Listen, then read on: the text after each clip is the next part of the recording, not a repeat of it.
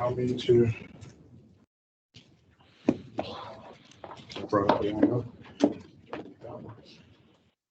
Okay. All right, I'm going to go ahead and be ready. I am ready.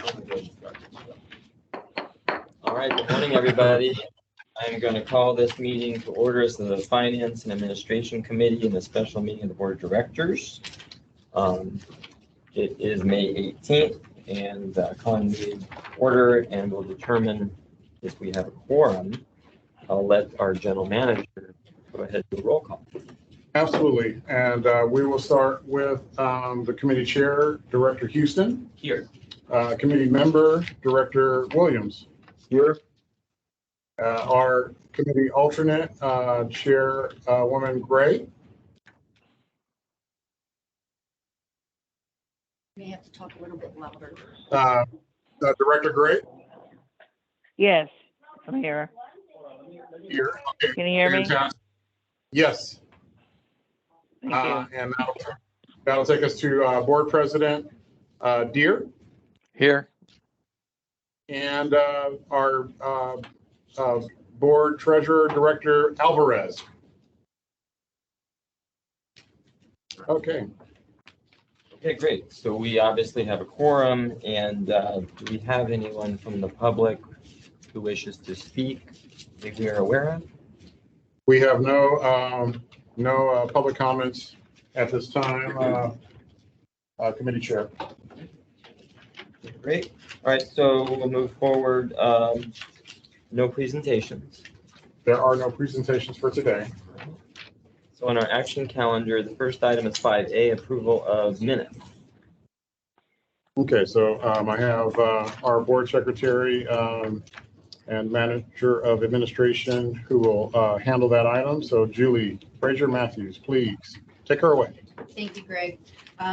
Item 5A, which is located on page 4, is the approval of the minutes that we would like the board to consider approving today, or the committee to recommend to the board to approve, is April 6th, 2022 special board meeting, April 13th, 2022 special board meeting, April 20th, 22 special board meeting, April 25th of 2022 regular board meeting, and April 27th, 2022. Please let me know if you have any questions or edits or comments. Great. And Director Williams, you're the member of this committee, so do you have any questions, comments? I have none, and I would recommend that these minutes be forwarded on to the full board for approval. Okay, thank you. Any other director have any questions?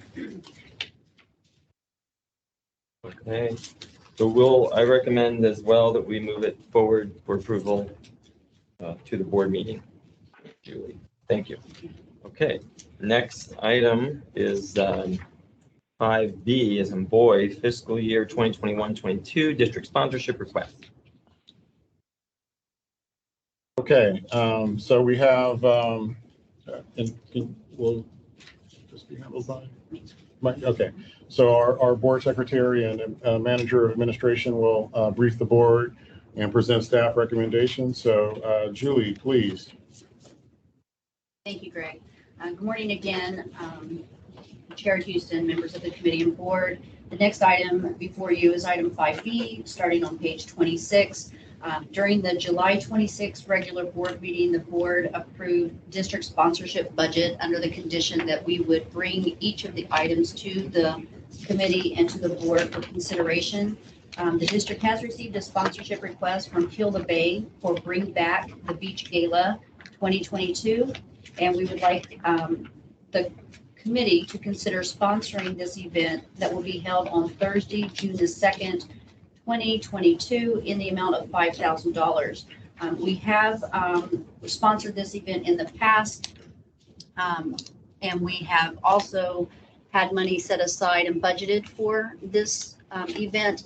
So in the past, I believe we had sponsored at a $10,000 level, and then we've also done a $2,500 level. This year, we're recommending that we approve the STEAM sponsorship, and that would be a table of 8 to support this event. So at this time, I'd like to read the recommendation, and that is that the board consider sponsoring Heal the Bay, Bring Back the Beach Gala 2022 to be held on June 2nd, 2022 in the amount of $5,000. Great, thank you, Julie. I was going to ask a question, but you answered it, that we actually have money budgeted for this. And I can see on the attachment, we still have quite a bit of funds left for the end of the year. My understanding is this is the first time in like 2 years they're doing this event. And That's correct. I do think it's very important that the district has a presence there. So I support this. But I also want to ask my colleagues, of course, Member Director Williams, his thoughts. Ordinarily I would, but I can't do it. No, I'm voting no on this. Okay. Any other questions or comments for other directors at this time? I'm curious as to why Director Williams voting no. Does he want to tell us? Sure, I'd be happy to. Thank Because in the past, when we were supporting and moving fast, not fast, but fast as we could, on getting approval for our ocean water desalination, Heal the Oh. Bay was always against us. And I think the last thing they had was a party that they supported that was to trunks the desal plant, and that the West Basin wasn't really doing what they should have been doing in that area. So I cannot support Heal the Bay. They've always been against us, like some other organizations, but Heal the Bay came out forcefully and said not too kind things about us. Well, I agree with you, Director Williams. Thank you. Well, let me just ask a quick question, gentlemen, because was it Heal the Bay that was saying things specifically about us, or was it another organization?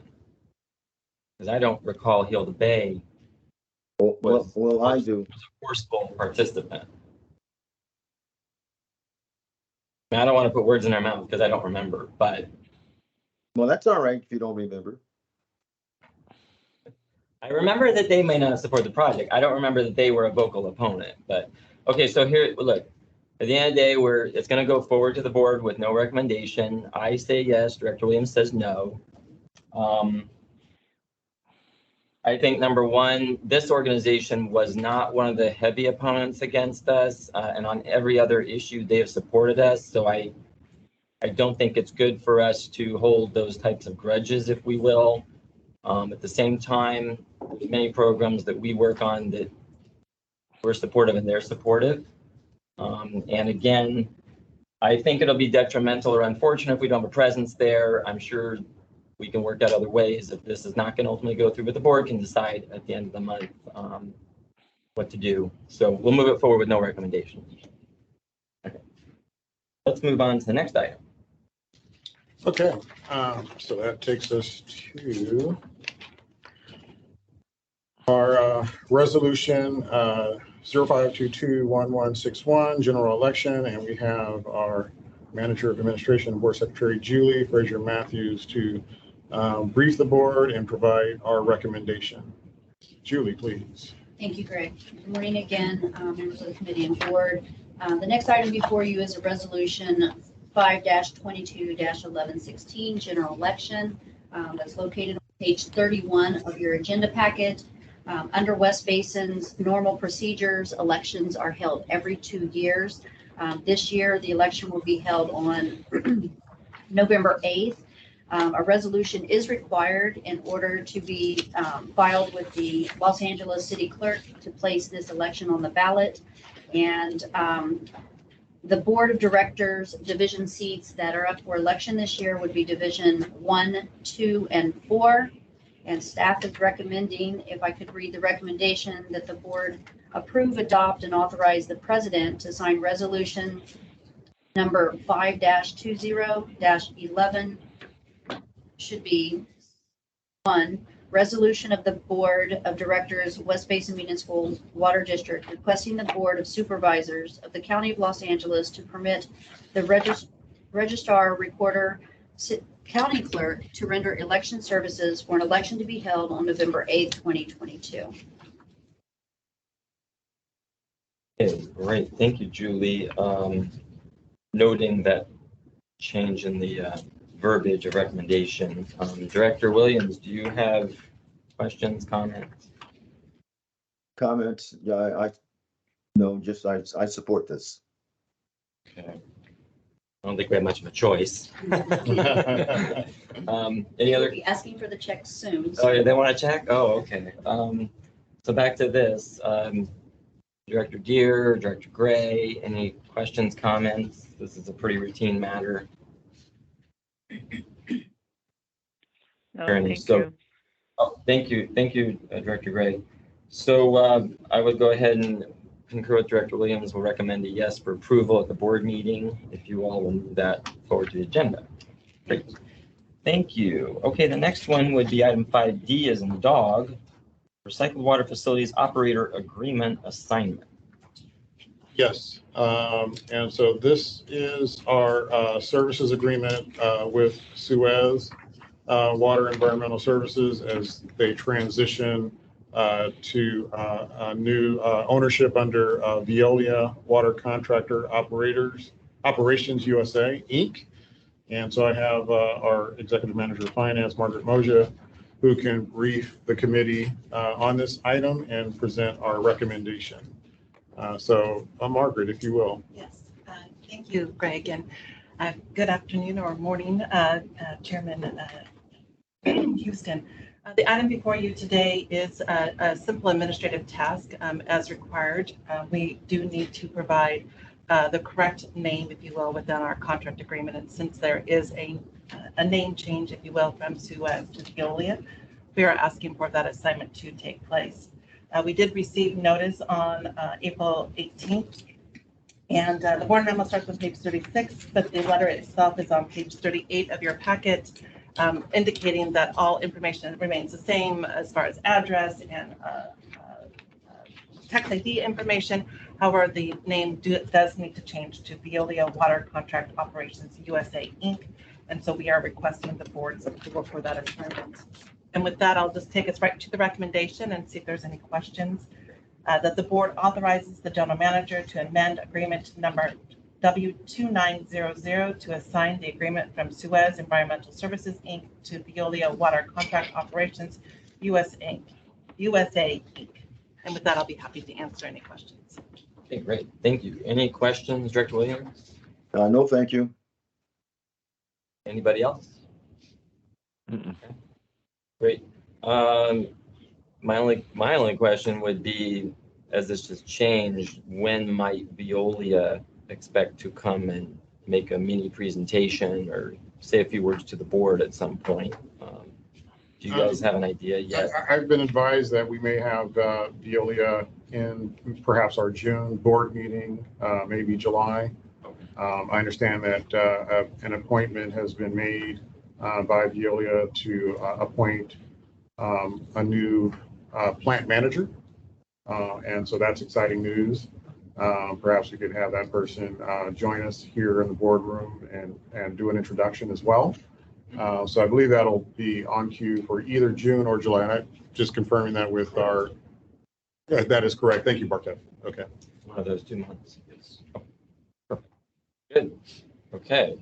So with that, I would move this forward with a recommendation of yes, as Director Williams, I think, concurs. Do you concur, Director Williams? Yes, I do. I concur. Yeah, excellent. So we'll move that forward, recommendation of yes to the board meeting.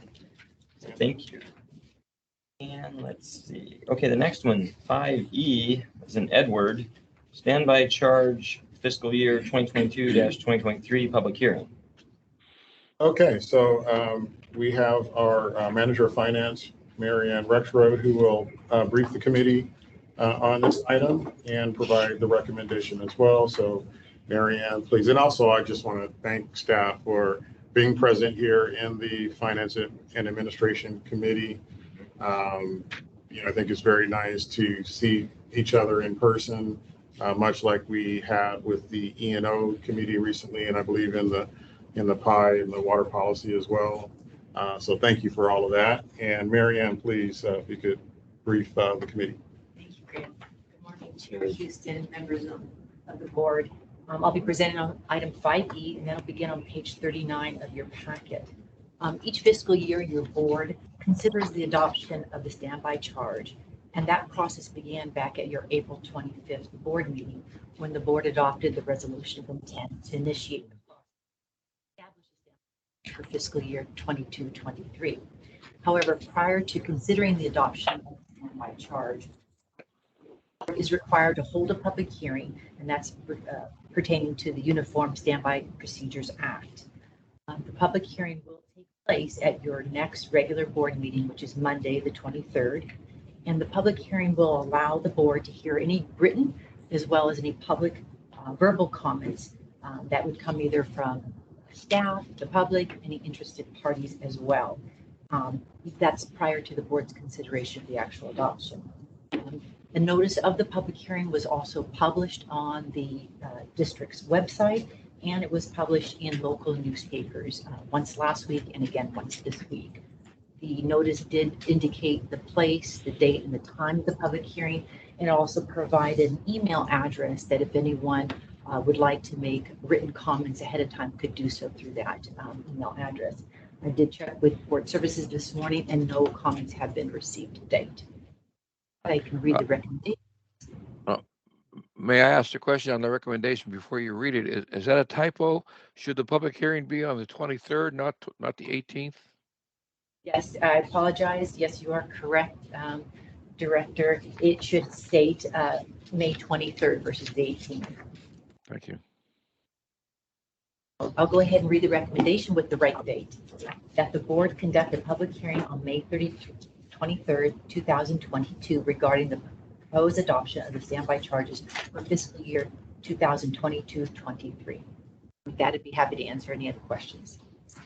Great, thank you. Thank you, Director Deere, for the question. Any other questions or comments? Director Williams? No, thank you.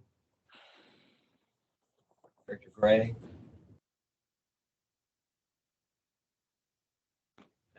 I have no questions, so we'll recommend moving this forward to the board with a yes on the agenda. Great, thank you.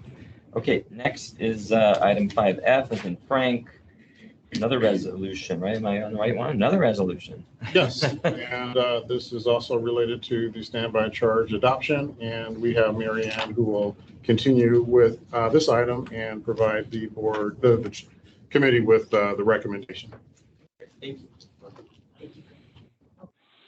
Item 5F, excuse me, begins on page 42 of the packet.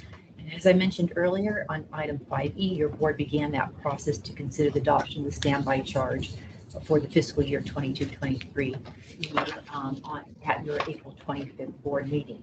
The annual standby charge provides a stable source of revenue needed to pay the annual debt service associated with the construction of your water recycling facilities and distribution.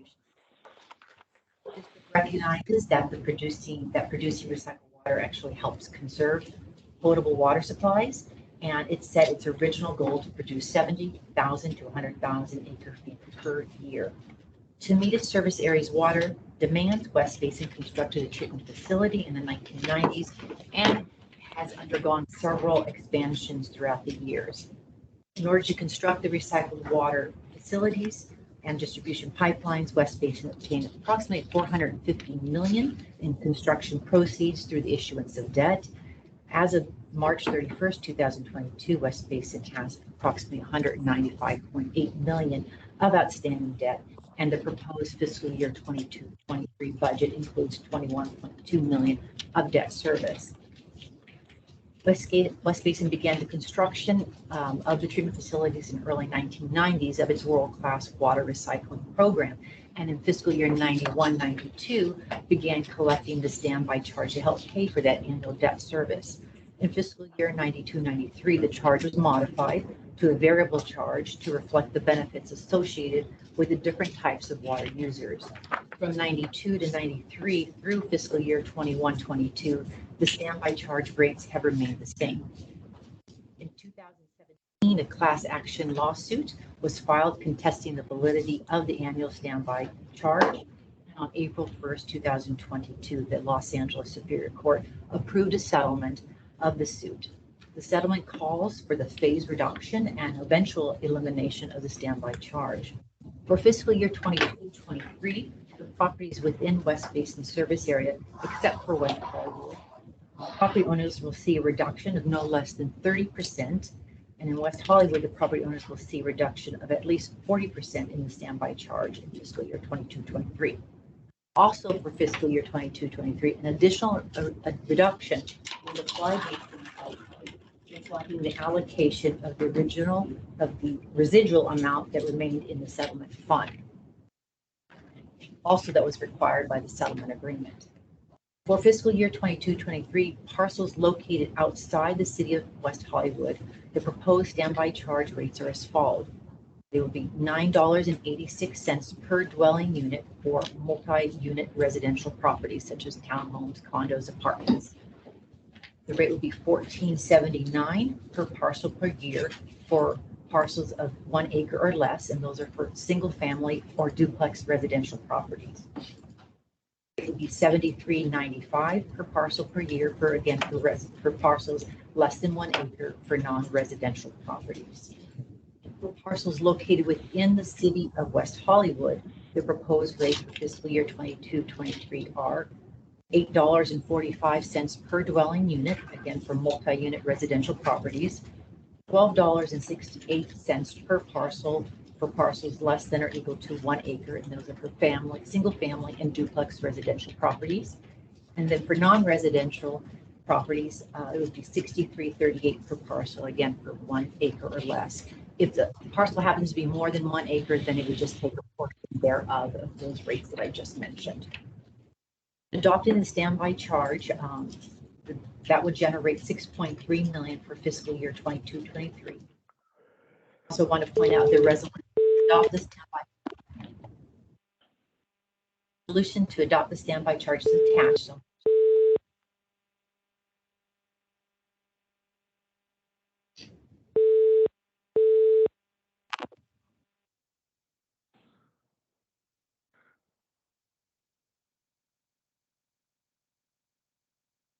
Okay, please continue. That was strange. the resolution to adopt the standby charge is attached on page 45 through 48. The resolution was reviewed and approved by district council. There, I'll read the recommendation, and I'd be happy to answer any questions. Recommendation for the committee is that the board approves, adopts, and authorizes the president to sign resolution number 05-22-1160, a resolution of the board of directors of the West Basin Municipal Water District imposing a standby charge for the fiscal year commencing July 1, 2022, and repealing resolution 05-21-1127. That concludes my report, and I'd be happy to answer any questions. Thank you very much. And perhaps I could take a moment to acknowledge Director Alvarez has joined the meeting. Correct. Yes, Director Alvarez is here, so all 5 directors now are present. And I was going to first ask if Director Williams had any questions or comments as the member. No, I don't. Okay, great. Any other board member have questions or comments on this item? Pretty rudimentary. So, all right. So I will recommend that this moves forward to the board meeting. And Director Williams, I assume you concur. I do. Great. Thank you, Marianne. Okay, so we're moving on to the information calendar, 6A, return to the office update. Okay, thank you, Committee Chair Houston. And so we had a really robust discussion on this report out in our last month's Finance and Administration Committee meeting. And I think we followed up with an action to lift the mask mandate across the district. And so we are all here gathered today, and we're not required to don masks, and that's lovely. And I'm happy to continue with our updates with Elisa Fidelio, our Human Resources Analyst, accompanied with our Human Resources Manager, Michelle Green, to give us a report as our status continues today. Elisa, please. Thank you, Greg. Good morning, Chairman Houston and members of the board. I'm here to present the information on item 6A, the return to office update. So over the past year, the Finance and Administration Committee item on the agenda to provide updates regarding West Basin Municipal Water District's protocols tied to the pandemic, return to the office activities. This item is to provide the most current feedback to the board on any return to the office undertaking for this past month. So if I can direct you to attachment A on page 51 of your board packet. I will go ahead and start with the masking mandate on page 52. So as of May 2nd, 2022, West Basin has lifted the indoor mask requirements for all West Basin facilities. However, individuals may choose to wear a mask while indoors, and the district will provide a mask upon request. Also, the COVID-19 screening protocols upon entering the Donald L. Deere building has been discontinued.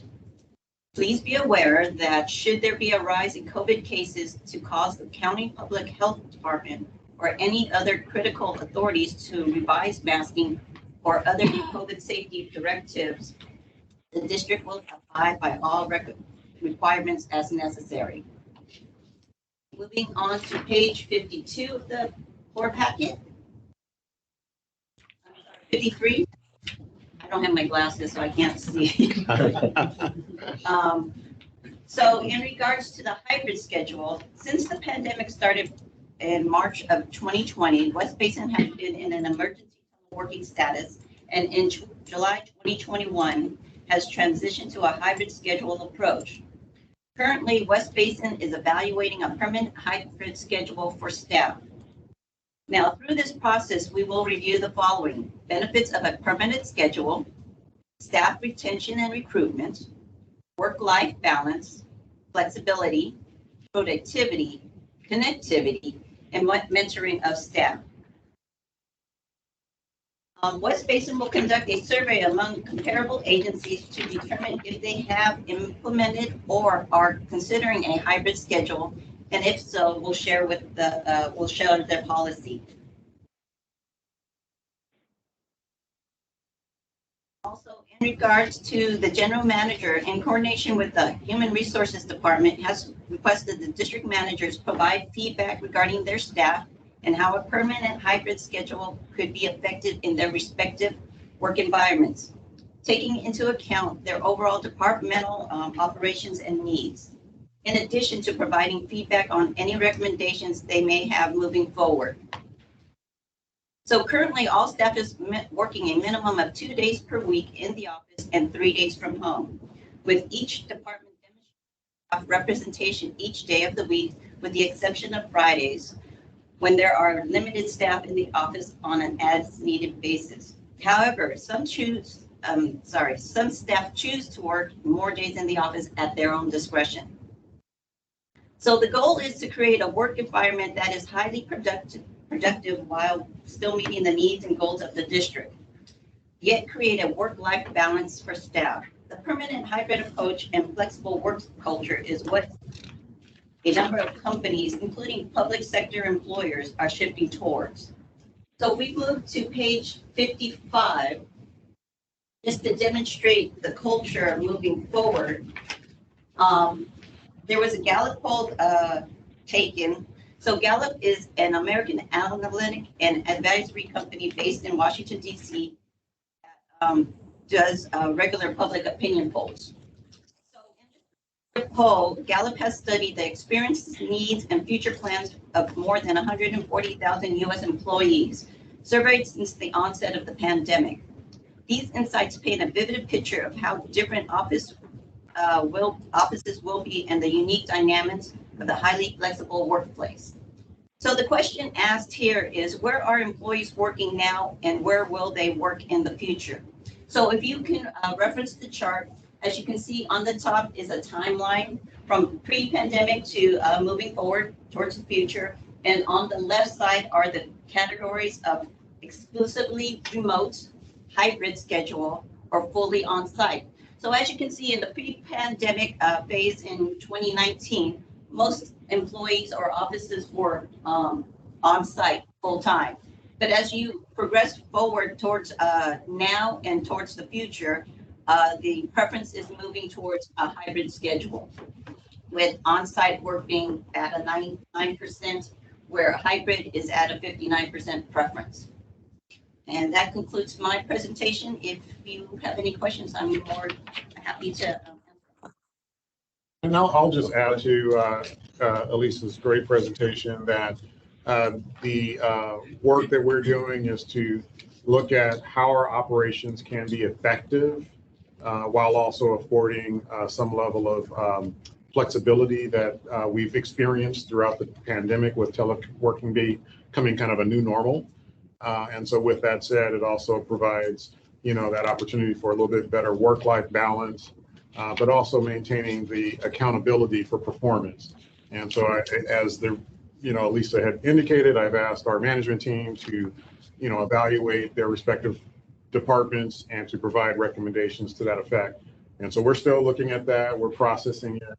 And having this presentation today allows the committee to provide some thoughts and feedback that I could factor in as we continue to process that going forward. So the expectation is that we'll come back in the next committee with some recommendations, and if necessary, to start the process of modifying our administrative code if it's appropriate to implement a permanent telework program.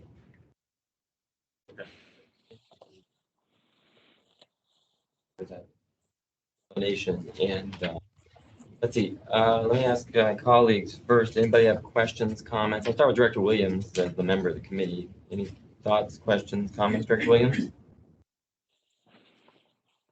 Yes, I'm looking forward to looking out there and seeing staff present like we are right now. But at the same time, recognizing that we do not have a regular business office, like say a city, where we have a public counter. Are we considering this as we go forward?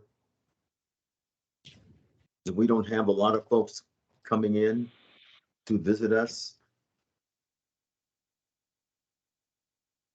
I think that's a good consideration to incorporate into our thinking, Director Williams. And so I think, that the context of each department manager looking at the way they function and the necessity of being on site, from an operations perspective, in balance with being able to work together. And I think, there's other merits to being in person, such as, the coaching and mentoring that occurs, the social fabric that is created, the company culture that we're able to promote, the bringing up of the next generation of leadership through that kind of process, as compared with, working, remotely, maybe having less frequent contact. To your point, notwithstanding, if there isn't, much public traffic, and a need to interact with, members of the public or other parties here in the building, then, that is a factor that we can consider from an operational necessity perspective. But there's a full 360, number of considerations that we are looking at, as I make my decision and provide a recommendation for the board consideration. Thank you. Very good. Other questions, comments, board members? Director Alvarez. Director Alvarez, go ahead. Looking at just the overall impact that the last 2 years have had on our society and so on. I'm much more comfortable in seeing things return to a level of normalcy. I think it's much better overall for performance and the development of relationships and teams if everybody would return on site. So I very much support returning to a full office work environment. I'm not a supporter of a hybrid office environment. Thank you. Anybody else? Director Deere, did you have any comment or no? No, I don't. Thank you for asking. I'll just say a handful of things real quick. So number one, obviously, it's just information items. So we're just here to give some feedback. I do think it's really smart for us to go out and see what some of the other agencies are doing. I do defer at the end of the day to the general manager's judgment on this. I am a fan of the hybrid work environment at this point as well, meaning I personally think somewhere between 2 to 3 days, people should be able to come into the office. I think you obviously have to understand the overlap. So you kind of maybe have 1 or 2 days where pretty much everybody is physically on site. That just works for everything. The camaraderie, the getting in-person meetings accomplished, et cetera, et cetera.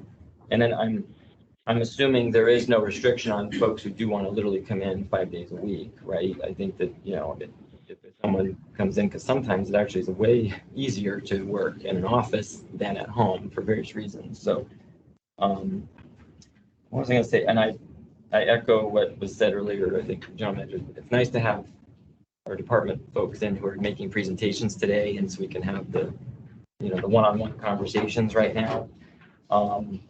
And last but not least, I just think that, again, I'm interested to hear what you guys get from feedback from the agencies, as well as we know that today we have to have some of this as a work-life balance and being competitive in this work environment now.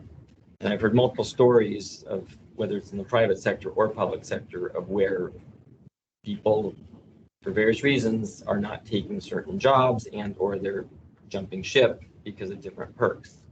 And I do understand as a public agency, we may or may not be able to always offer some of the incentives that the others can, but things like this, we already have the 980 schedule, but things like this may be helpful as well. So a lot, you know, at the end of the day, it's the general manager's responsibility. Again, I look forward to the next report and to see where we're at.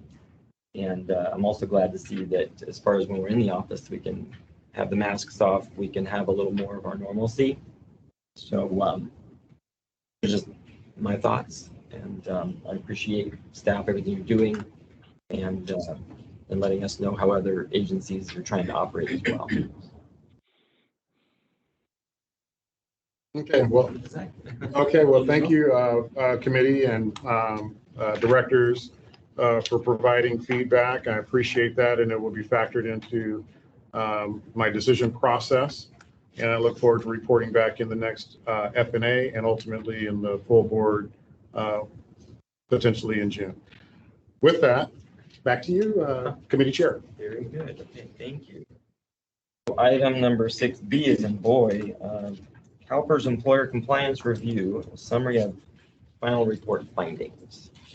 Yes, we have our manager of HR, Michelle Green, who will provide a briefing to the committee on this item. And please, Michelle, take her away. Thank you, Greg. Good afternoon, Chair Houston and members of the board.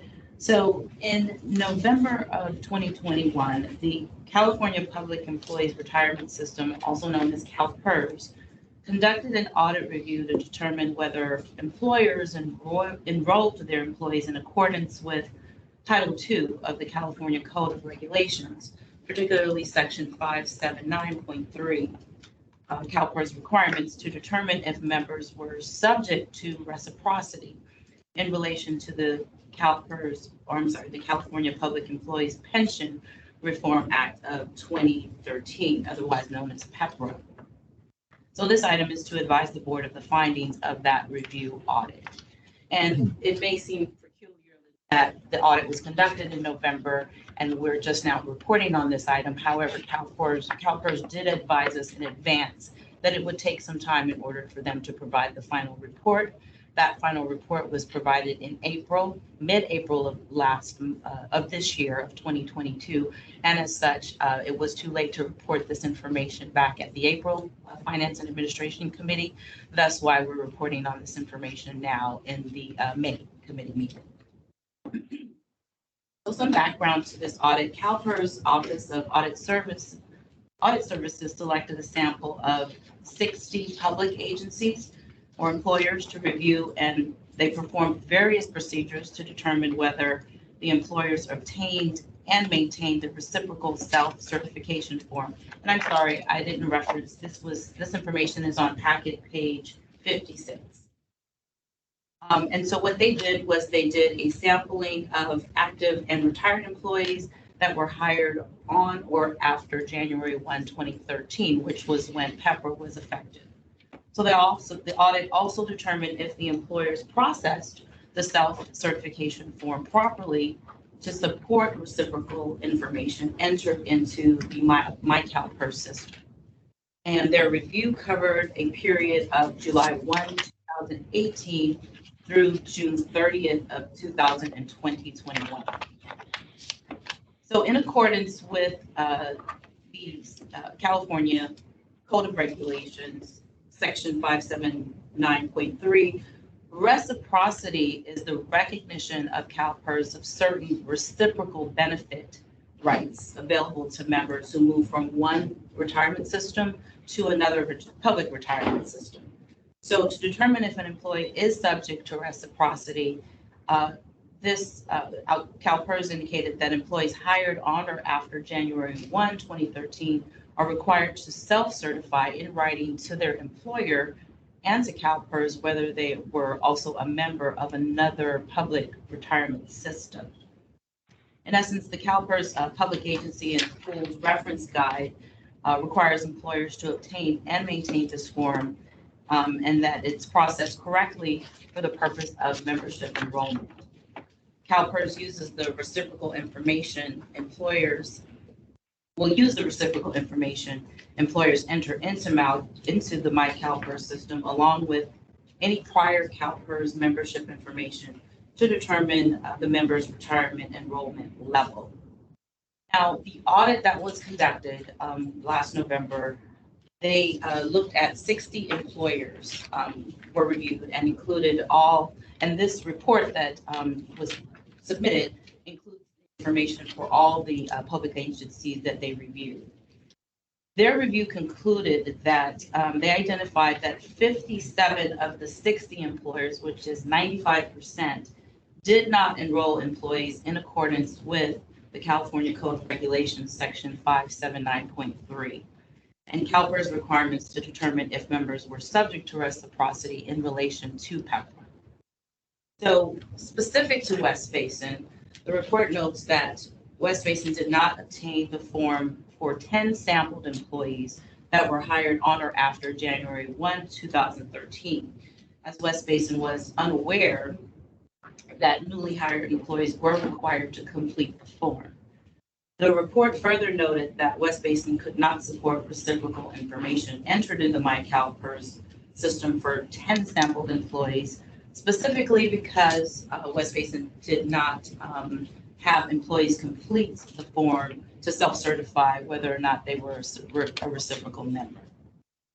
West Basin informed the auditor that it relied on information from the employee's hiring documents to enter reciprocal information and was not aware that the form was required to enter reciprocal information into MyCalPERS. Pursuant to the audit report, the recommendation for West Basin is that they should ensure that employees were enrolled in accordance with California Code Regulation Section 579.3, CalPERS requirements to determine if members were subject to reciprocity in relation to PEPRA. The report further notes that West Basin must work with the CalPERS Employer Account Management Division to ensure reciprocal information entered into the MyCalPERS system is supported with a properly completed form. And all employees are enrolled at the appropriate enrollment levels and make adjustments if necessary to any impacted active or retired member CalPERS member accounts. So we did find that there are approximately 31 employees that would have been affected by this. And since the audit started, we, and learning of this information from the auditor, West Basin staff, particularly the Human Resources Department, began to have new hires complete this form. So of the 31 employees that this is that are affected by this, 4 employees have already completed the form as a part of our onboarding process.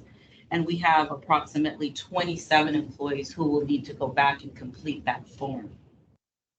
So since completion of the audit visit in November, staff has already, again, as I indicated, began the process of ensuring that the reciprocal self-certification form is now completed as part of the new hire employee onboarding process. And as the report indicates, staff is awaiting further direction from the CalPERS Employer Account Management Division in order to have the necessary staff complete the form and make adjustments to any impacted member accounts if needed. There are specific benefits to these types of audits. It is each employer's responsibility to ensure compliance with its CalPERS contract and the Public Employees Retirement Law. Anonymous CalPERS reviews and audits are necessary tools to safeguard said compliance. Employer implementation of review findings is required in accordance with the California Public Employees Retirement Law. That concludes my report, and I'm happy to answer any questions by the board if you may have any. Thank you, Michelle. Any questions from my colleagues? George Williams, I'll start with you. Nothing? Thank you, Mr. Chair. Huh? I don't know, does this apply to directors as well? To answer your question, Director Williams, no, this does not. Directors are not a part of the CalPERS retirement system. So you are part of the PARS system, and at this point, there has not been informed to our knowledge that directors would have to certify or to self-certify prior membership in a prior public retirement system. However, I will follow up with PARS if any such form exists, but we do get specific information and have specific information from the directors in your onboarding process to determine that information as well. So there is no system per se that we're including that type of information for the director. Thank you, then I'll just stand by. Thank you. Thank you. Any other questions, comments? I think the only, well, 2 things on mine. One is the form complicated to fill out once you actually get to the form, Michelle? It's not a complicated form. It's a 3-page form. The first page is just simply a letter to the member explaining what reciprocity is. And essentially the last 2 pages are just check boxes for employers to complete. It also includes on the form information pursuant to what CalPERS considers or who CalPERS considers reciprocal agencies. For example, there are specific agencies that are listed on there, LA County being one, other retirement systems that CalPERS would consider reciprocal agencies. It's also important to note, I believe, that this does not mean that an employee has established reciprocity. It's simply for the employer to determine whether or not that employee came from a reciprocal agency. There is a process that the employee should complete with CalPERS and their prior agency that they came from to indicate that they want to establish reciprocity, meaning I want you to include information from my prior agency because they are considered a reciprocal agency with CalPERS, in addition to my membership in CalPERS, once you determine my retirement calculations. And so I am an example of that to give you an example. And so I did have to establish reciprocity. This form does not do that. The employee themselves as an individual would have to fill it out, would have to work with CalPERS and their former retirement system to establish that reciprocity. I explained that to them, but it's up to that individual employee to go on themselves to establish that reciprocity. I did that for myself, for example, but it's just a matter of the individual doing that themselves. And I think the last thing is it looks like a number of agencies that were in this audit, didn't apparently know or realize. So, it looks like we weren't the only ones in this boat. Yes, and I mean, not to say, it was comforting to know that we were not the only ones. Again, at some point in time, CalPERS switched to giving out specific information, what they would call CalPERS circular letters. They moved that to, I guess, an online basis. Prior to that, however, back in 2013, these CalPERS circular letters that told agencies that you would have to do these types of things were all paper. And so those notices always go to the general manager. I'm just assuming that at some point in time, it got lost in the shuffle. And so that's why we weren't aware. But it was a bit comforting, yes, to see that there are a number of other agencies that also have the same issue. Great. Well, at the end of the day, we're aware now, and you're working through the ones that need to get the form filled out. Absolutely. Good thing they do these audits. A lot of agencies didn't know. Ironically enough, we did find that information out just before the audit. And so I just thought to myself, this is a bit curious, but they said no, they were already starting the audit with all the other agencies. And so we were made aware, and we had already started the process of having staff. Very good. All right, well, thank you for that. And we will move on to the next item, which is 6C, as in Pat, summary of fiscal year 2022 budget. Thank you, Committee Chair Houston. And so let me just start by thanking the board for the attention that it's provided throughout the months where we have reviewed the underlying assumptions for fiscal year 22-23.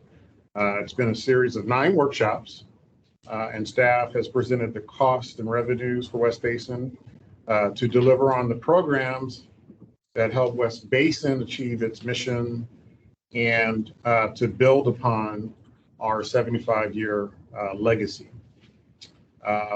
Public review of our budget is, a very essential component of what we're doing, throughout this process, and in support that we get, the public and the board's input as we start to embark on the future vision for our district, and as we contemplate, significant collaborations, in the region for very important goals that we are establishing. And so that'll, ensure that we're able to provide a locally sustainable, high quality source of water within our service area and in the broader region. And this is especially important, as we, of course, are experiencing an unprecedented drought that we are continuing with across the state. Having said that, staff is here today, and I thank staff for being here in the room to provide final recommendations on our budget and rates and charges for FY 22-23. This presentation will provide final thoughts on items that were raised in prior workshops, so open items for discussion and consideration. Much of the discussion that we've had in these workshops surrounded our proposed capital improvement program and the projects thereof.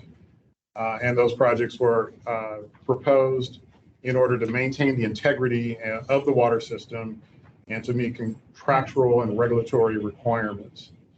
Today, staff will present 2 alternatives for additional consideration as we contemplate our investments, as we position our district, for future possibilities. So with that said, we understand the environment that we're in, costs are rising, inflationary pressure. I don't want to tell you how much I paid at the last time I was at the gas pump. However, with all of these considerations, we are looking closely at our costs, operational as well as CIP. And today's presentation will address some facets of that while proposing the corresponding rates that we are now recommending. So with that, I want to turn to staff and just thank each and every one of you for your significant contributions. It's been a very collaborative effort among our finance team, among our engineering and operations team, among our HR and public information team. So it's been an all hands on deck effort.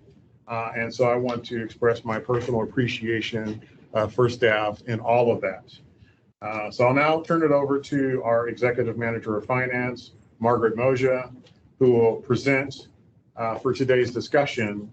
And I'm happy to see that we have our full board present because it was our intention to repeat this presentation for the full board on Monday in the event that one or more directors were not present today. So with that said, depending on how today's conversation goes, we may decide how we might want to use our time on Monday in response to today's discussion. So with that, I'll turn to Margaret and look forward to a really great continuation of our workshop discussions. Great, thank you so much, Greg, and thank you, Chair Chair Houston and members of the board. Wanted just to turn your attention to page 73 of the packet. This is our board report, but most notably, I want to take us to our presentation that begins on page 76. As Greg outlined to you, that we have done a series of workshops with you to gain your input and provide you the details necessary to share with you on meeting the goals and objectives here for West Basin. And again, in those assumptions, not only are we looking at it from what is the input for fiscal year 22, 23, but really having that long-term lens as well as we look into how we are going to position ourselves into the future. Again, as Greg mentioned, collaborating with our regional partners. As part of this process here, we did start this process in January with a set out of our budget priorities that really do focus in on our goals of water reliability, water quality, customer service, environmental service, stewardship, and with all of that to do so within a sound and financial resource practice.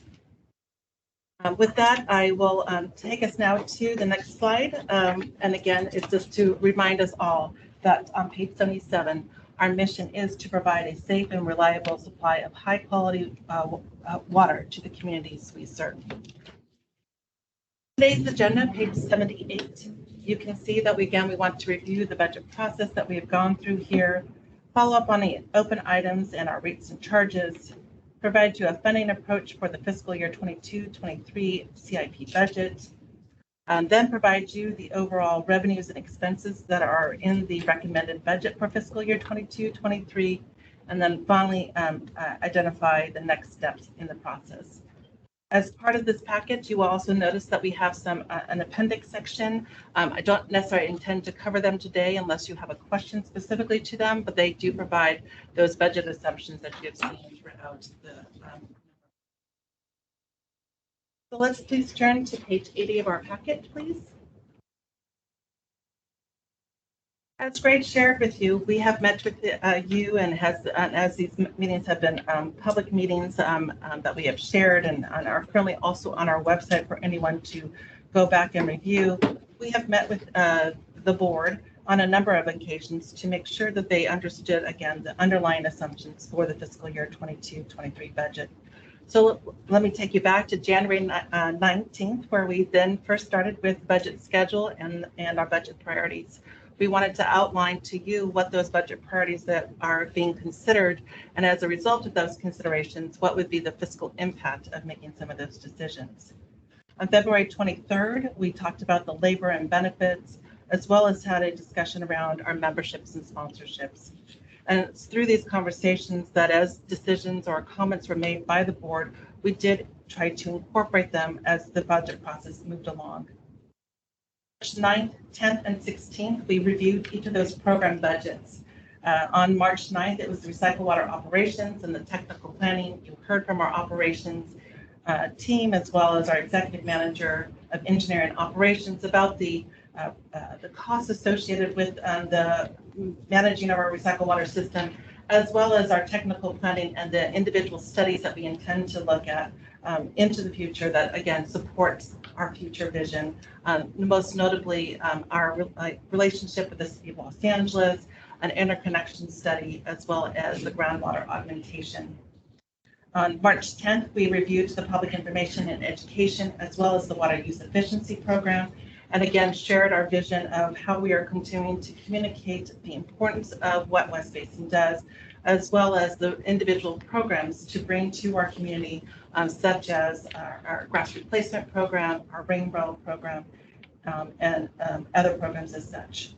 On March 16th, we reviewed the water policy and resources development budget, and again, reflected on the efforts of that particular group as it relates to the legislative advocacy, our grant efforts, as well as our continuing review, if you will, and the assumptions around our demand usage. And then finally, to our overhead expenditures, that if you will, the business of business, you know, the HR, the admin, and the finance team, how do we support the efforts that are there?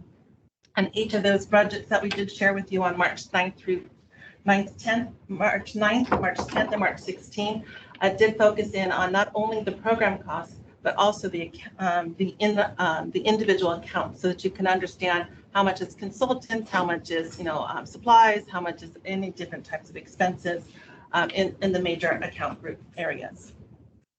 Following that, on April 6th, we had a workshop focused in on our water sales assumption. More important today, more than ever, is just understanding those assumptions. We know that we've seen some reduction in our water sales assumptions over the years, and certainly with the continuing conversation around drought messaging, we want to be mindful of what that impact could be for us, not only for this year, but into the future. Finally, on April 16th, we brought all that information together and shared out what was the fiscal year 22-23 revenues expenses based off of what we had shared up to that point. On April 20th, we began the conversation around capital improvement program, and as you heard from our general manager, we will continue to have that conversation around our capital projects and how those projects are going to lead us into the new vision, if you will, for West Basin. Now, in the capital improvement program, today's presentation does also identify some additional alternatives for the board's consideration, and I will turn it over to Barkev at that moment to share with you. From that date, we then met on April 27th to then provide the long-range financial plan. Again, it's important to note that we are looking at a fiscal year 22-23 budget. However, that fiscal year 22-23 budget, it's important that when we are looking at the making the cost assumptions and the water sales assumptions, as well as the rate recommendation, we want to make sure we have a long-term view, and so that we can make sure that we are not only meeting the needs today, but certainly the needs into the future. And finally, on April 28th, we did have a workshop with our customer agencies, and we invited each of them to participate into the conversation. So we had a number of them participate, and we essentially reviewed, if you will, the number of slides that we had regionally presented to just the board of directors, should they have not attended any of those particular meetings. And with that, I would like to turn to page 81 of the presentation. On this day, I just wanted to sort of recap our engagement through this process here. Again, our intent on this budget process was here, while it was a number of workshops here, it was to make sure that we were really engaging with you and receiving your input. And we, did want to make sure that we respond to those inquiries by the board, and most recently from the customer agency workshop. From there, we did make sure that we incorporated any changes to our underlying assumptions based on the board's directions or any other change factors, and we will review that today as well with you. And we also were requested to provide some sensitivity analysis around our water sales assumption, but we also provided some sensitivity analysis around our rates to see if we were to maintain at a no increase on a reliability service charge, or if a 5% increase would be there and what that overall impact could be to us. And finally, as I previously shared on the previous slide, we did want to make sure that we also provide you a long-term view as well as a rating agency perspective. One of the key factors that you heard of that presentation on April 27th was that the rating agencies that look at us and eventually, provides us those ratings that we use to go out and get our low cost of borrowing. The most significant factors, while there are a number of them, is to take a look at your financial metrics, most notably your debt coverage ratio as well as your cash balances. And so we did have our financial advisor on hand as well to provide commentary relating to that area. Right. Let's now turn to page 83 of your packet. And as I mentioned, along the way, we have been making some updates to our particular programs, but these are the sort of the open items that we've had from the last workshop, most notably from April 13th, 20th, and the 27th. First, there was a question asked of our new general manager if he could take a review of our organizational structure. And as such, that he has been taking a look at how to manage his team as he undertakes this role here as general manager. So he has looked at his executive team structure, and he's also evaluating the timing of any open positions.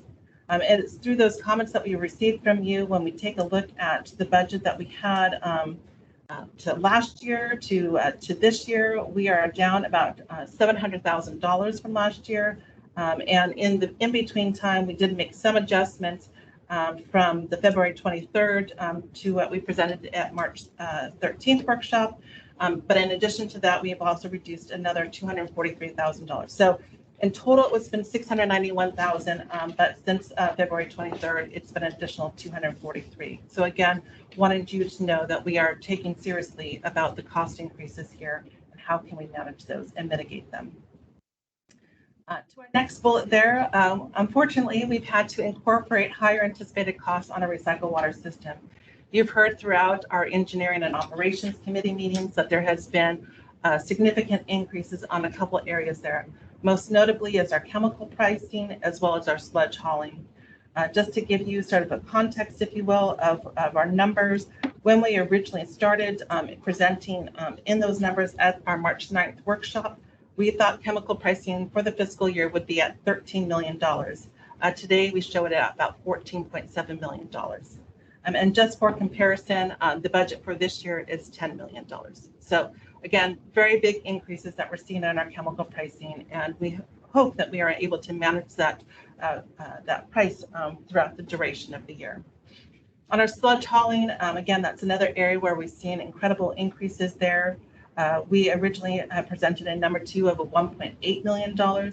Today, we see that number at almost $2.8 million. So overall, you can see just from those two line items, we've seen a $2.3 million increase on just chemical pricing and sludge hauling just throughout this budget process. And again, when you compare to the last year, even a greater higher increase in those two areas. Finally, to the third point, we have, as you know, within our technical planning budget, a contribution share or district share, if you will, to support the City of Los Angeles in their efforts and where we would collaborate with them on the MVR. And when we have presented that information there, we know that the conversations are ongoing with them, but we had anticipated that based off of those conversations, that the full amount that they were requesting in the current negotiations was somewhere in the $5.2 million range, in addition to the $1 million we have already made. Subsequent to our workshop on April 27th, we did receive notice from Los Angeles regarding the request, if you will, for $2.5 million. And so that is something that we noted that if we make it that or recognize that payment as a cost that incurred in fiscal year 21-22 under that current agreement, that we would then need to reflect that in this current fiscal year as opposed to next fiscal year. And so we have reduced the budget by $2.5 million to reflect that. Some additional reductions in program expenditures, again, as Greg had mentioned, and as he's been onboarded here, he's met with the different department managers to understand each of their budgets a bit more and to see where we can make some decisions, again, to try to address the increases that we see here. One of them was specifically requested by the board, and that was the reduce of the rain barrel program costs. We had originally identified a hybrid situation where 2 would be in person and the rest would be sort of on this delivery system. However, at the request of the board, they received a report from our water use efficiency team who indicated that if we went to an all-person event, that could actually provide us savings, and that was around $51,000. So that was an open item, but wanted you to know that we did incorporate that into our particular theme. The other thing that that we did as far as the district share is the grass replacement program. As we shared at the workshop on March 10th, we indicated that there were 2 pending grants associated with the water use efficiency program, and I'm happy to say I believe that you also heard that we were just awarded that information on one of those grants this week, $385,000 with the U.S. Bureau of Reclamation. So as I believe it was reported out by EJ, he had indicated that what that does is that lowers our specific cost share, if you will, into it, as we are able to use the grant funding for that as well. And as such, we have reduced the grass replacement program as far as our costs, still maintaining, if you will, the fact that we will continue to contribute towards the grass replacement program, but that the funding will come from the grass replacement grants. There were some additional cuts that were made in other areas, and that was in the area of about $153,000 in other costs. So over since the last time we've met, you can see that we've continued to make adjustments to our budgets to reflect current conditions, as well as trying to make sure that we reduce costs where possible. Now let's take you to page 84. And so on 84, this is our staff recommendation. I know we've shown you 2 options, if you will, on our reliability service charge, but we wanted just to provide you a summary of what that staff recommendation would be on rates.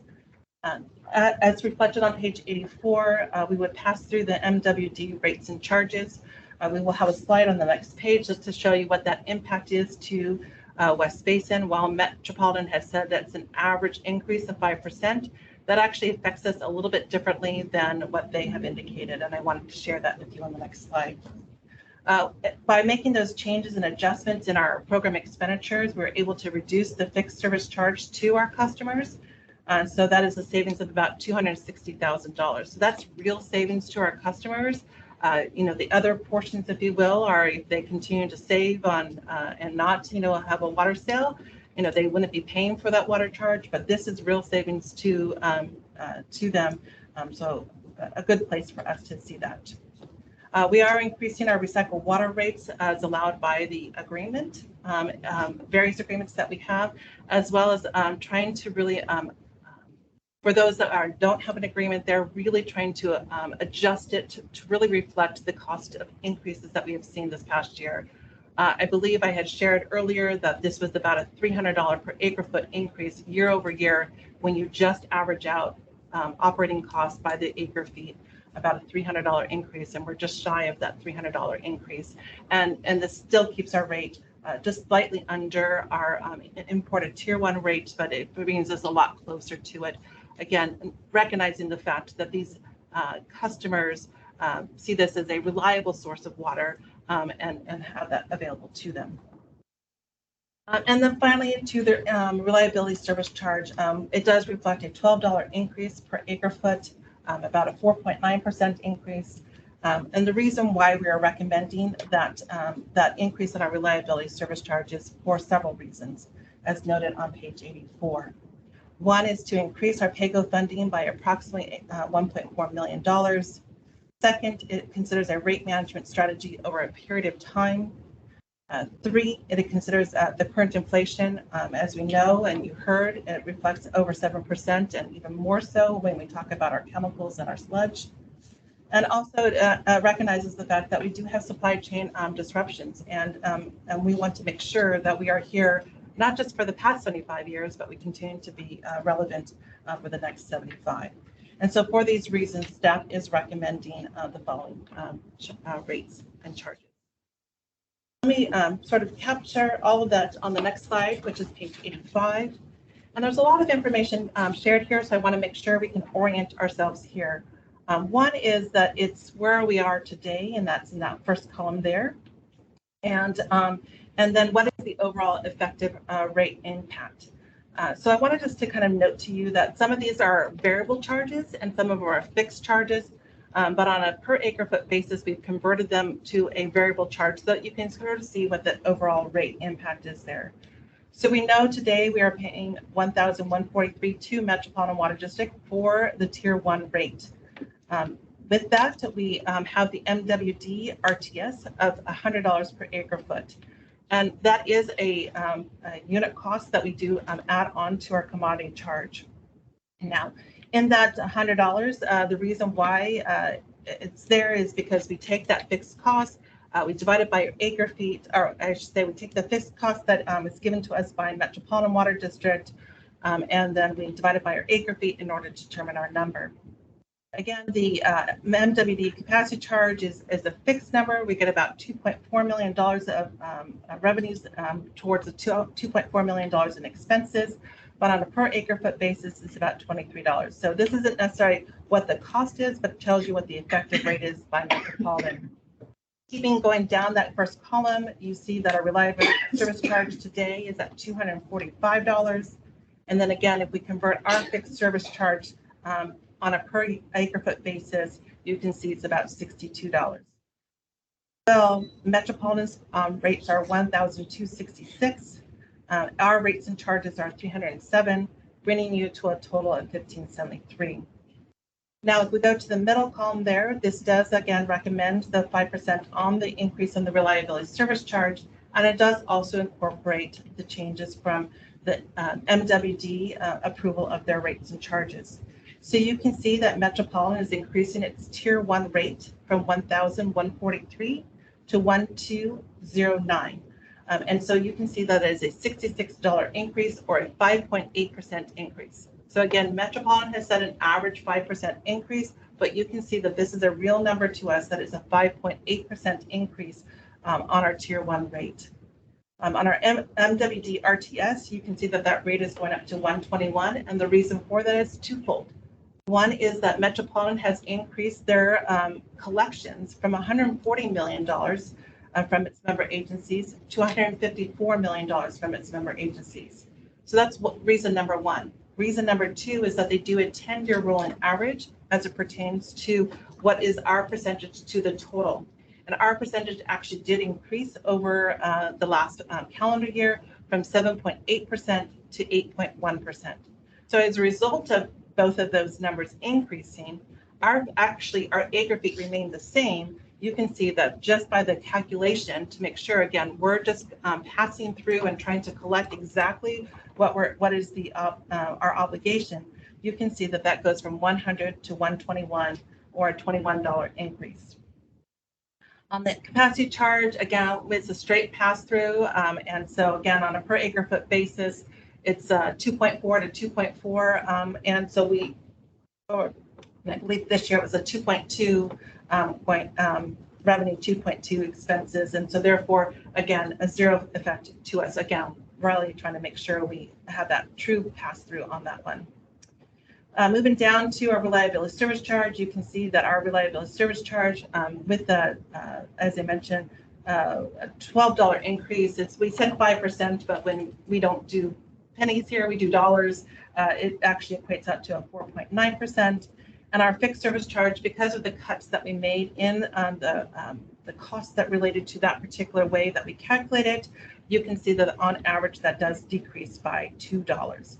So from 62 to 60 at $2. So the net effect on our increase is about $10 here And you can see that when you pull all those numbers together, again, Metropolitan, the overall effective rate impact is $15.73. Our rate is $16.70. So a $97 increase, $87 coming from Metropolitan, $10 coming from West Basin. So their 6.9% increase translates to an overall impact to our customers of about 6.1. So I know it was a lot to attain, but it was a way to try to understand the fact that when Metropolitan says 5%, we need to understand how it impacts us. And you can see that it impacts us in a different way than in their overall number. We'll also note that the rates from Metropolitan Water District do change on a calendar year basis. That's why we're showing January here. But the rates and charges for West Basin do change typically, and what we'd be recommending on a fiscal year basis or July 1. So before I turn it over to Barkev to share on his slides, and as I wanted just to acknowledge the comments made by our general manager, Greg Reed, we have been presenting a $57.9 million funding for our CIP projects. And if we can go to the next slide, please, page 86. We know that these projects are still currently under review, and there's been some great discussion about where's the future of West Basin and how do we consider our assets into the future. And so while they're still under review, West Basin has been looking at how to fund those particular projects. Certainly a fair amount of them is being funded by external sources. So we have received grants from state agencies. We've also received funding from customer agencies. We've also received some state loans. And now those all have helped to reduce, if you will, the cost to ourselves. Now, granted on the state loans, we need to repay it, but they've been at very attractive rates. Most notably is the most recent one with the PD Lateral at 0.55%. But again, the board's input has been helpful for us to identify some additional scenarios, which will be reviewed by Barkev. And with that, I'll turn it over to you, Barkev, to take it to the next slide on page 87. Thank you, Margaret, and good afternoon, Chairman Houston. We'll start off on packet page 87 with a really quick recap of some of the factors that we considered in proposing that $7.9 million that we presented on April 20th. Take a look at the projects that are underway, whether they're in construction, whether they're not. Look at our actual operation.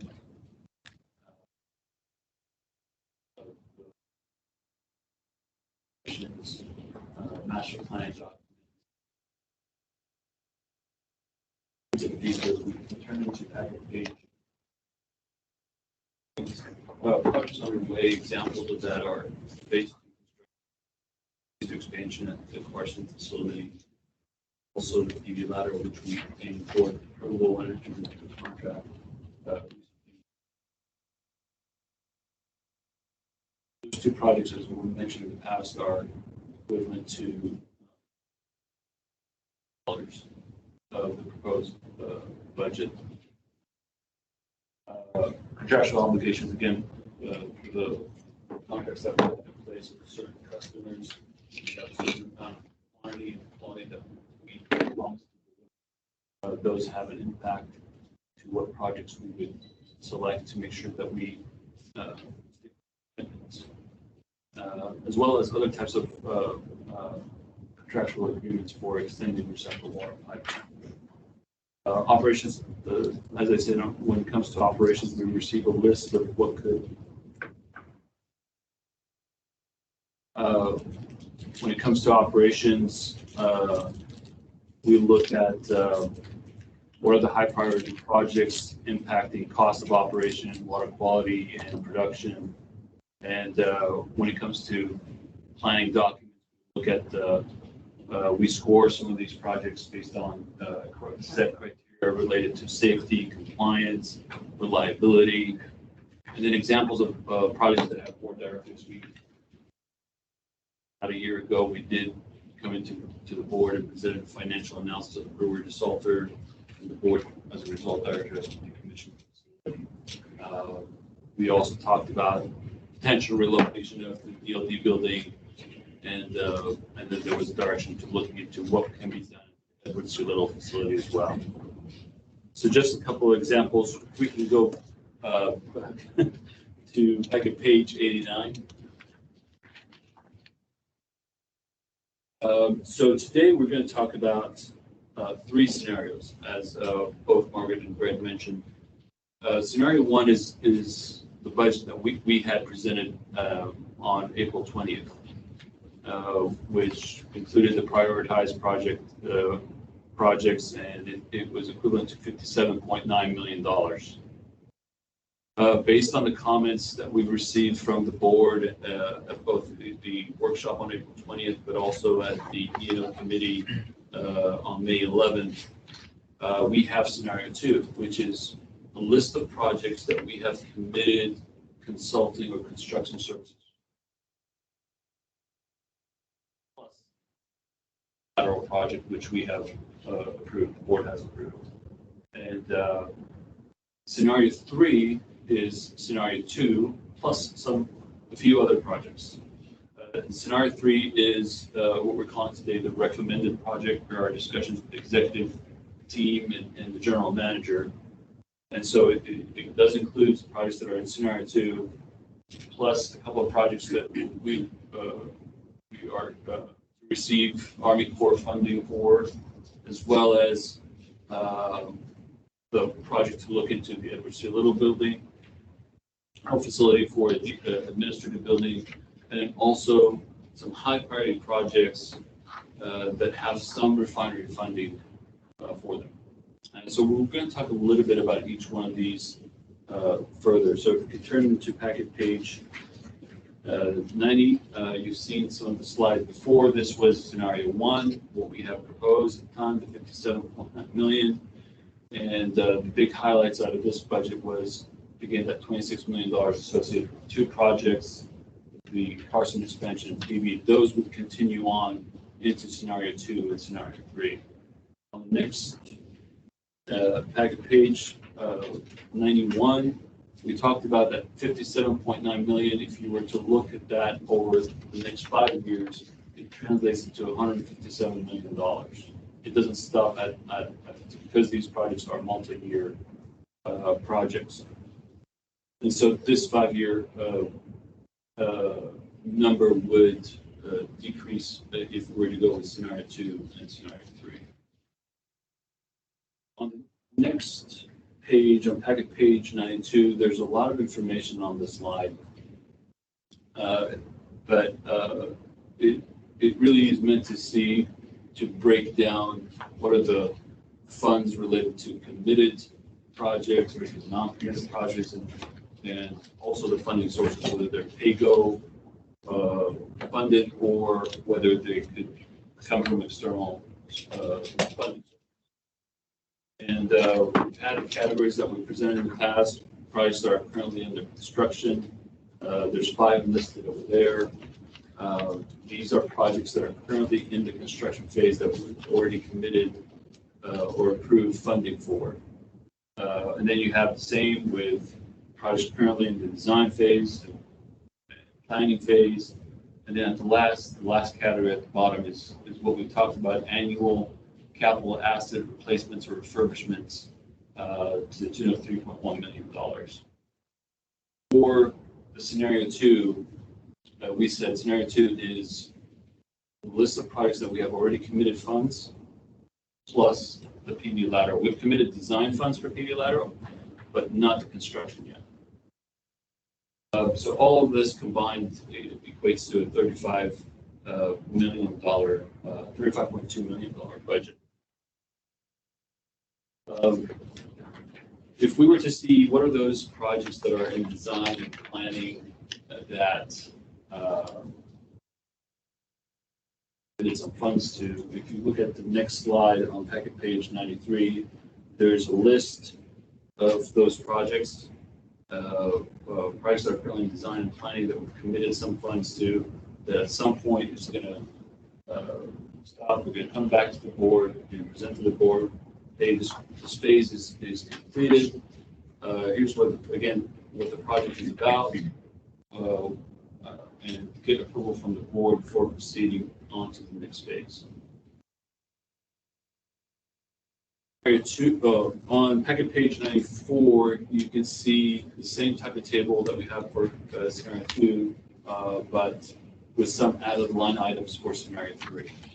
So scenario 3, again, includes committed projects, PV lateral project. What we've added here are 3 other components. A couple of projects related to Army Corps funding, and 7 projects related that we've deemed high priority projects with some refinery funding. Also, the study that looks into the Edwards Civil facility for the new administration building. Let's talk about these a little bit more. So on package page 95, you can see those 3 categories again. On the bottom left side, you can see the budget for the West Basin Headquarters conceptual design options. On the top left, those are the 2 projects related to the Army Corps funding, and I'll talk about those a little bit more in the next slide. And then on the bottom right, you can see the 7 projects that we've noted as high priority projects with some refinery funding. That refinery funding came through 2 agreement amendments that were executed in 2020 and 2021. With regards to the 2 projects related to the Army Corps funding, on the next page, page 96, those 2 projects are known as the North Gardena Lateral and the Mills Park Recycled Water Lateral. These are recycled water pipeline projects, extensions, if you will. The first one, let's take the first one. The Mills Park is 3,000 feet recycled water pipeline project that would extend to 2 sites within the city of Carson. Those 2 sites are Mills Park and Curtis Middle School, to convert 35 acre feet per year of potable water to recycled water, putting those 2 sites on a drop proof. The other one is located in the city of Gardena, and that project would extend recycled water to the Perry Middle School and Massapequa Park with 3,700 feet of pipeline. And as I mentioned before, these 2 were submitted to receive funding, and the Army Corps funding, the way that works is that the Army Corps portion would pay about 75% of the design and construction of the project, whereas the agency, West Basin in this case, would pay the 25% of it. It's worth noting that we're going to try to get other sources of funding for that 25%. And talk about our chances with that. UJ Caldwell is on the meeting today if we want to discuss that further. On packet page 97, we talked a little bit about the high priority projects with some refinery funding. There was asked at the last meeting of the committee about whether these projects, whether we would regret implementing these projects once we get MBR water. Whether that's we're getting MBR water from the LA Sanitation District, or we're producing the MBR ourselves at the facility. So what we did here is we asked the question: would we have stranded assets with an MBR supply with these particular projects? So the disinfectant tertiary product water pumps and VFDs, those are pumping systems that pump into the distribution system. No matter what the water quality comes in at, we would need those pumping facilities to put into the distribution. So we label it as there's no impact. The solids handling improvement, this could be a yes, but it's a no based on a revised approach that we're coming back to the board to present. The previous approach that we were going for, which was a complete replacement of the solid handling systems, that we would have could have potentially had some stranded assets with that approach. We went back, we took a look at some of the alternatives, and we're going to come back to the board with a revised approach, an approach to rehab the facilities and buy us more time instead of doing complete replacement. DCS system, no impact with MDR if we phase it correctly. If we do the high critical improvements that potentially would not have an impact, whether we're doing the MDR at our facility or we're getting the MDR water from LA Sand. Chemical storage tank, right now for its next fiscal year, it's one storage tank that we're proposing on replacing. We've procured the tank, and so that particular tank, there's MBR, there's no MBR impact for that one. There might be for other tanks, and so we would want to come back and have that discussion with the board. This chemical tank, which one would have an impact with an MBR supply? The next two projects are related to the Hyperion pump station. If whatever the supply source would come in again from Valley Sanitation, we're going to need that pump station. And we're going to need the enforcement as well. The last one here is the answer, will we have stranded assets if we were to replace the filters? And the answer to that is it depends.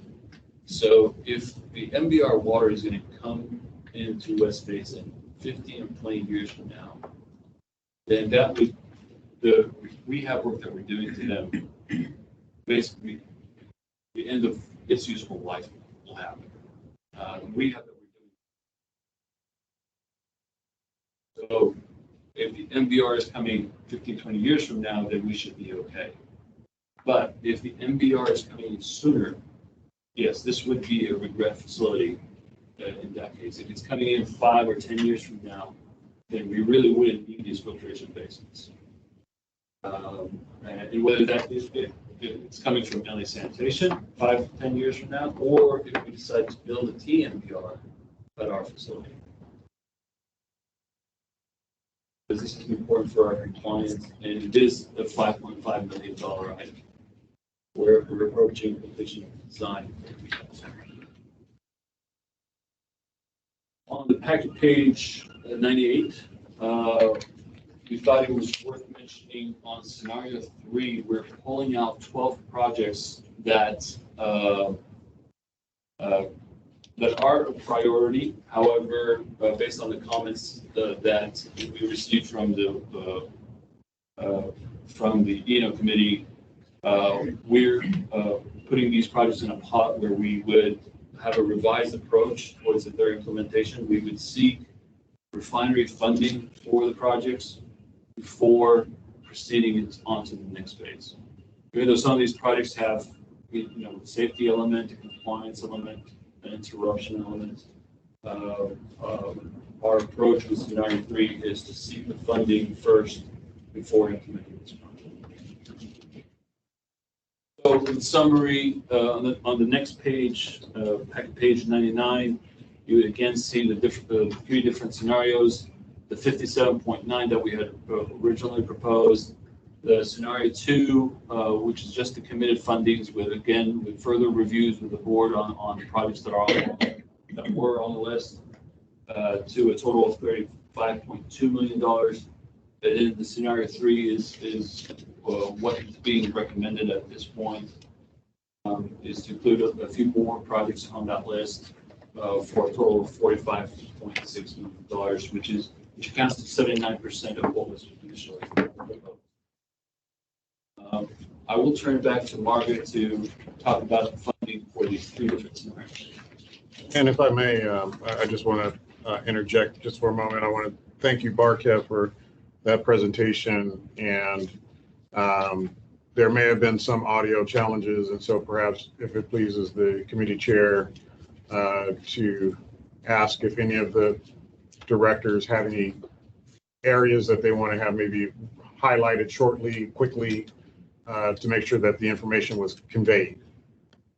And while maybe folks are gathering their thoughts, I'll say that I've asked staff to go back and take a look at the CIP list of projects with the lens of the criticality in terms of risk, I think what Barkev said, regret in terms of stranded asset.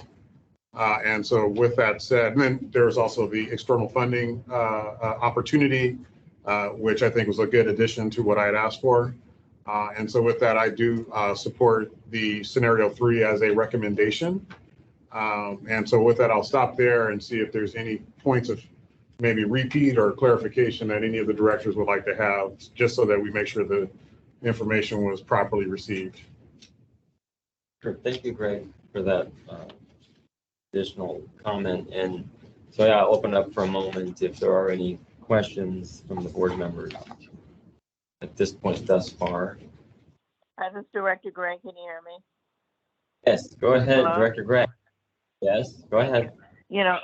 Thank you. I wanted to thank General Manager for acknowledging there may have been some audio issues. I don't know if it's on my part or not, but some of it was garbled from my end, and but I did hear what the General Manager said, and so I do support the recommendation, and just wanted to acknowledge that some of the information I have not heard, but we can still move on. But thank you for at least saying that. Okay, great. Thank you, Director Gray. Other comments, questions?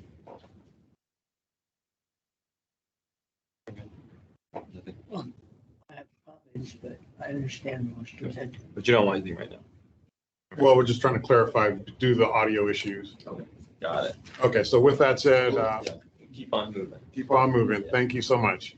We just have a few slides left, and then we can turn it back over to the general manager and to the board for questions. So let's turn our attention to page 100 of the packet. As shared with you, we did try to provide to you the scenarios 1, 2, and 3 and our funding approach to each one. As shown on scenario 1, when we did present on April 27th, we were trying to give an identify, if you will, how would we pay for $57.9 million. Now, since we were still under discussion there, not all of that necessarily had been incorporated there, such as the issue of commercial paper was not necessarily reflected in the budget, but we wanted to make sure that if the board was supportive of the full $57.9 million, we would need to start drawing on our commercial paper.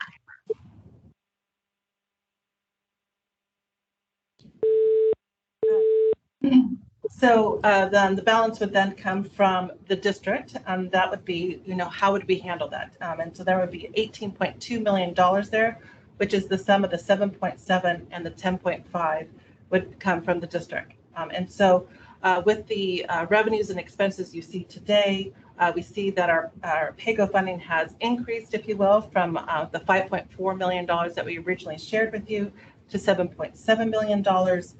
So we can, again, based off of the anticipated net revenues for the year, we could use 7.7, and the balance would need to come from our draw on our reserves. Now we move to scenario 2. The scenario 2 does also reflect, again, how would we pay for those projects? So the external funding and loans, that specifically is just for those committed projects for the PV Lateral and for the Carson Phase 2 project. Do not include those additional projects that there would be refinery funding for. And that's why you see a lower number there under scenario 2. Again, assuming that, again, we move forward with the proposed budget, recommended budget, we would have net revenues at 7.7. And in order to get to the balance of the 35.2, $1.6 million would need to be drawn from reserves. Finally, we get to scenario number 3. Again, that is the recommended CIP scenario today. Now that we are starting to incorporate some of those projects that do have refinery funding, you can see that the number goes back up to the $28.7 million. 7.7 will come from our net revenues. And then we would have a larger draw from our reserves of $9.2 million to bring a total of $45.6 million. So again, not necessarily issuing any commercial paper, really focusing in on making sure that we can not have future rate increases associated with commercial paper, but are drawn on our reserves so that we can make sure that we can mitigate those things there. That being said, we did have a dialogue at our April 27th meeting regarding the financial metrics and what it means from a credit rating perspective, and any draws on our funds could see an impact to our credit rating. But again, we would say that this is a measured approach as we, again, evaluate the CIP projects into the future as certain agreements are solidified and those relationships are formed, then we would have a full plan to be able to present to them. So again, we feel that this provides that, if you will, a middle ground that allows us to continue to move forward with the presenting of our 22-23 budget. Again, as Mark has shared with you, that these costs that are included here are ones that are going to be continuing to be in front of the board through their meetings as they discuss the projects and where they stand today, and before they go on to the next phase of that project. So how does that all sort of shape itself up as it relates to our fiscal year 22-23 budget? If I turn your attention now to page 102, we've done a side-by-side comparison of our adopted 21-22 budget with our recommended 22-23 budget, and this reflects our operating revenues. You can see that overall our operating revenues go from $224 million to $235 million. The most notable increases, if you will, are in our imported water sales. I will again say most of that is coming through the pass-through of the Metropolitan Water District rates.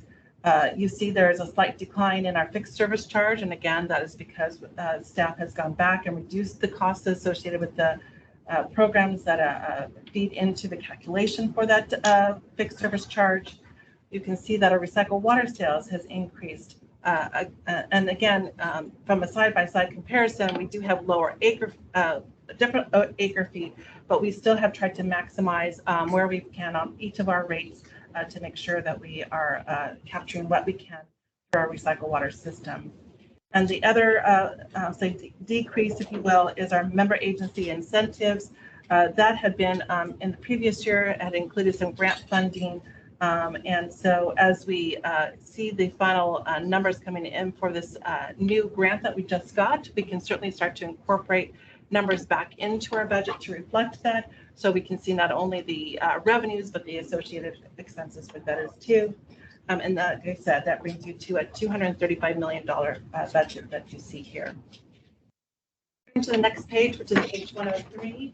103 provides the operating expenses again for the recommended budget for 22-23. In that, again, the most significant increase you see there is on our imported water purchases. That is what is the pass-through of that 1143 to that 1209 per acre foot. And the capacity charge has remained relatively flat. Your recycled water operations, you can see there, has gone up about $8.4 million from last year. So again, most notably is the increases, if you will, in our chemicals as well as our sludge hauling. Dissolved operations, as Barricade has shared, we are decommissioning that particular facility, and so no longer will we have operating costs associated with that. Technical planning, we see an increase in that area, again, because we have some very important studies there that do contribute to the board's discussion and dialogue around the future vision for West Basin. Public information and education, there's been a slight increase within that particular budget, again, to focus in on the fact that we are returning to an in-person event, as well as celebrating our 75th anniversary and other sort of associated costs to make sure that we are addressing and communicating with our constituents. Water policy and resource management budget, you can see that has decreased a little bit. Water use efficiency has also declined as we are honing in on the projects that where we are really do have some incentives, if you will, coming in, but some of the costs that we had last year were because of a grant program, and with those no longer having those grants, we no longer have the costs associated with it. And then debt service, you see a small uptick in that number there. That number there reflects, again, our current debt service does not anticipate any added new debt, but just reflects the fact that we have a refunding of some of those assets and how those, the refunding of some of that debt. And then finally, you'll see that the net revenues, we refer to it here as designated funds / PAYGO. You can see that that becomes the balancing number, if you will. And so you can see that in the fiscal year 21-22, we were bringing in $14.3 million, of which now we see that number reducing to about $7.7 million. So again, a lowering of, if you will, the PAYGO funding that's made available towards our capital projects. But again, you can see that same $235 million in fiscal year 22-23 on its operating expenses. So how does that look for us? If we turn our attention to the next slide, which is page 104, when we put those numbers together with our revenues and our expenses, how does that calculate out for us on our debt coverage ratio? And you can see that by taking those revenues, subtracting out your operating expenses, you get to net revenues of $28.9 million. We had debt service of 21.2, so you can see our coverage is now at 1.36.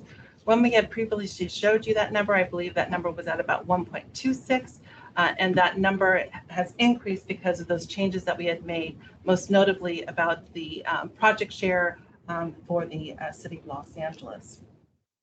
And when you take the difference between net revenues and debt service, that provides you then the net revenues, and those net revenues is what we do to reinvest, if you will, within to our service area.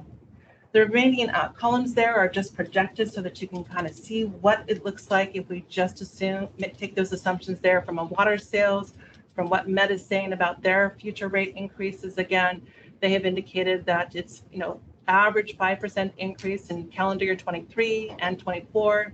Then it would still go up to 7% in the following year, down to 6% for another few years, and then finally down to 5%. So in this window, you are seeing 7% and 6% increases on metropolitan water rates. We are assuming a cost of living increase, if you will, on our operating expenses. And the debt increase that you see there is because of the state loans. Again, that we have received as part of moving forward with the phase 2 Carson project, as well as the state loan regarding to the PV lateral.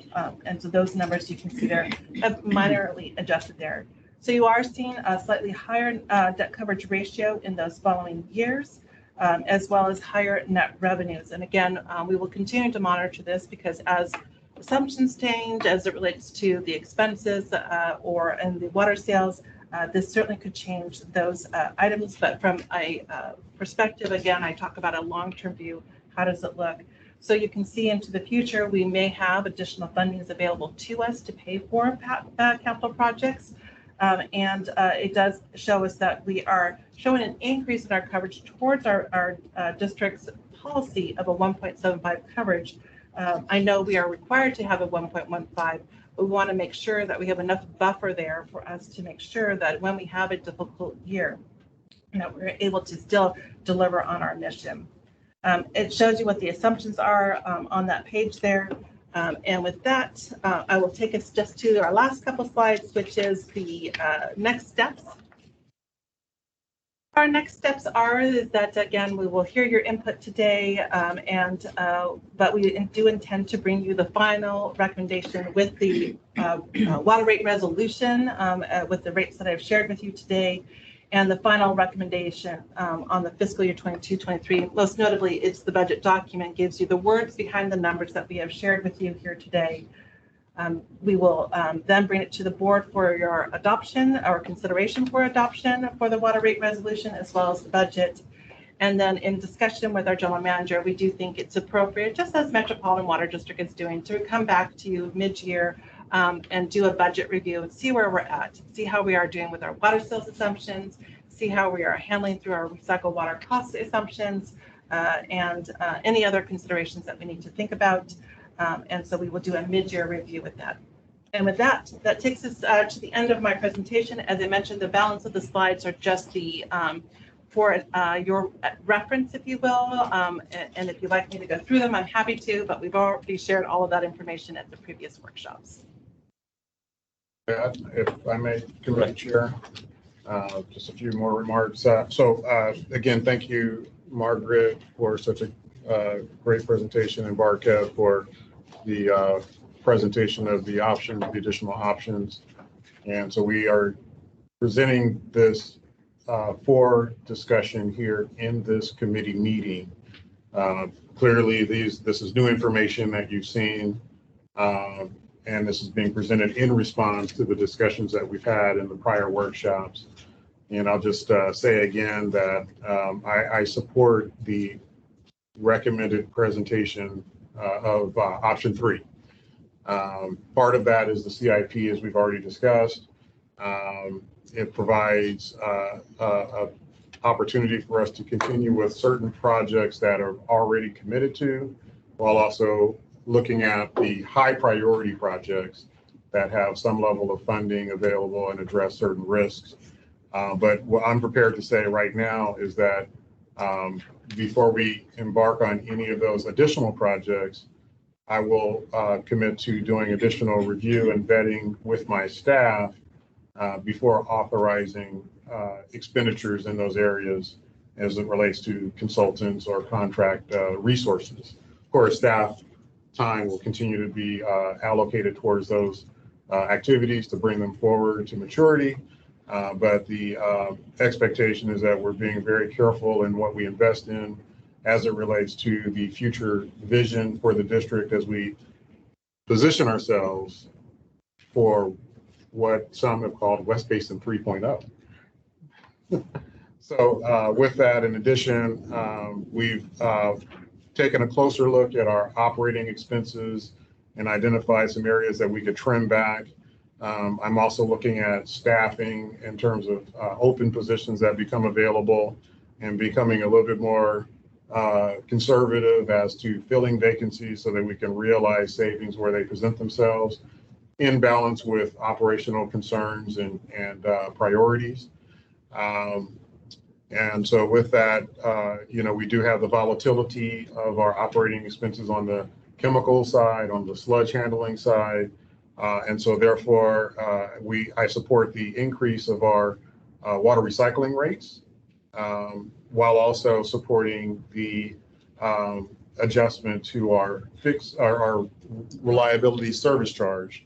So the 4.9% that we're proposing there, in particular, because of that volatility, but also in view of our debt service coverage and making sure that we have sufficient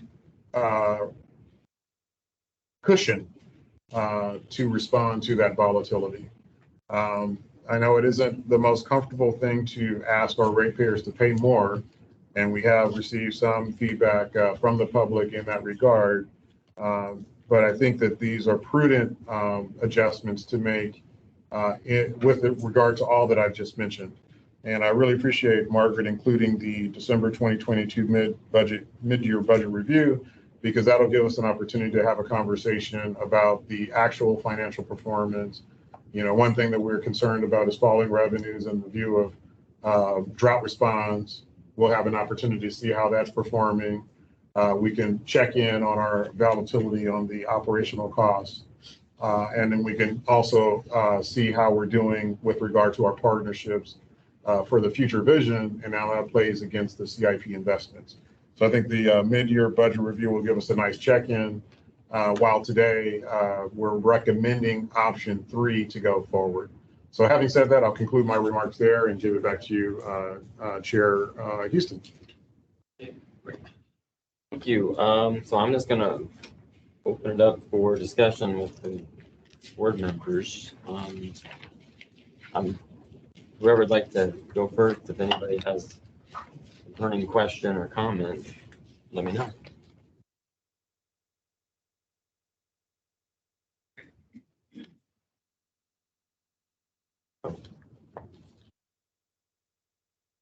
Okay. Well, I guess I'll start really quick. I know it's a long presentation, and just want to clarify a couple things from my own understanding. So, for example, option 2, if you will, would not include the 2 projects we just got funding for the Army Corps of Engineers, correct? That's what I'm reading in this chart. That is correct. Our intention with option 2 was to present a scenario that says we would only fund those projects where the board has given specific funding authorization to external parties. So contract, construction, consultant agreements. And so with the recycled water projects you refer to, we only have, I think the design had been authorized, Barkev, if I may confirm with you, but we have no commitments to construction at this time. For scenario 2, the recycled water projects are not included in there because of that reason.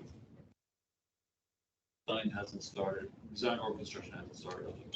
Okay, so the design has not started. Okay, so there has been no design or construction commitment, so therefore they're completely. Those 2 projects, we would first secure the agreement with the Army Corps.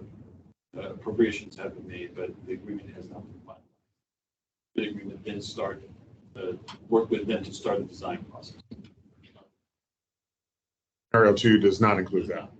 That's not, yeah, it's not getting that. So basically, we, at some point, we have an obligation to move forward, but this doesn't even include that.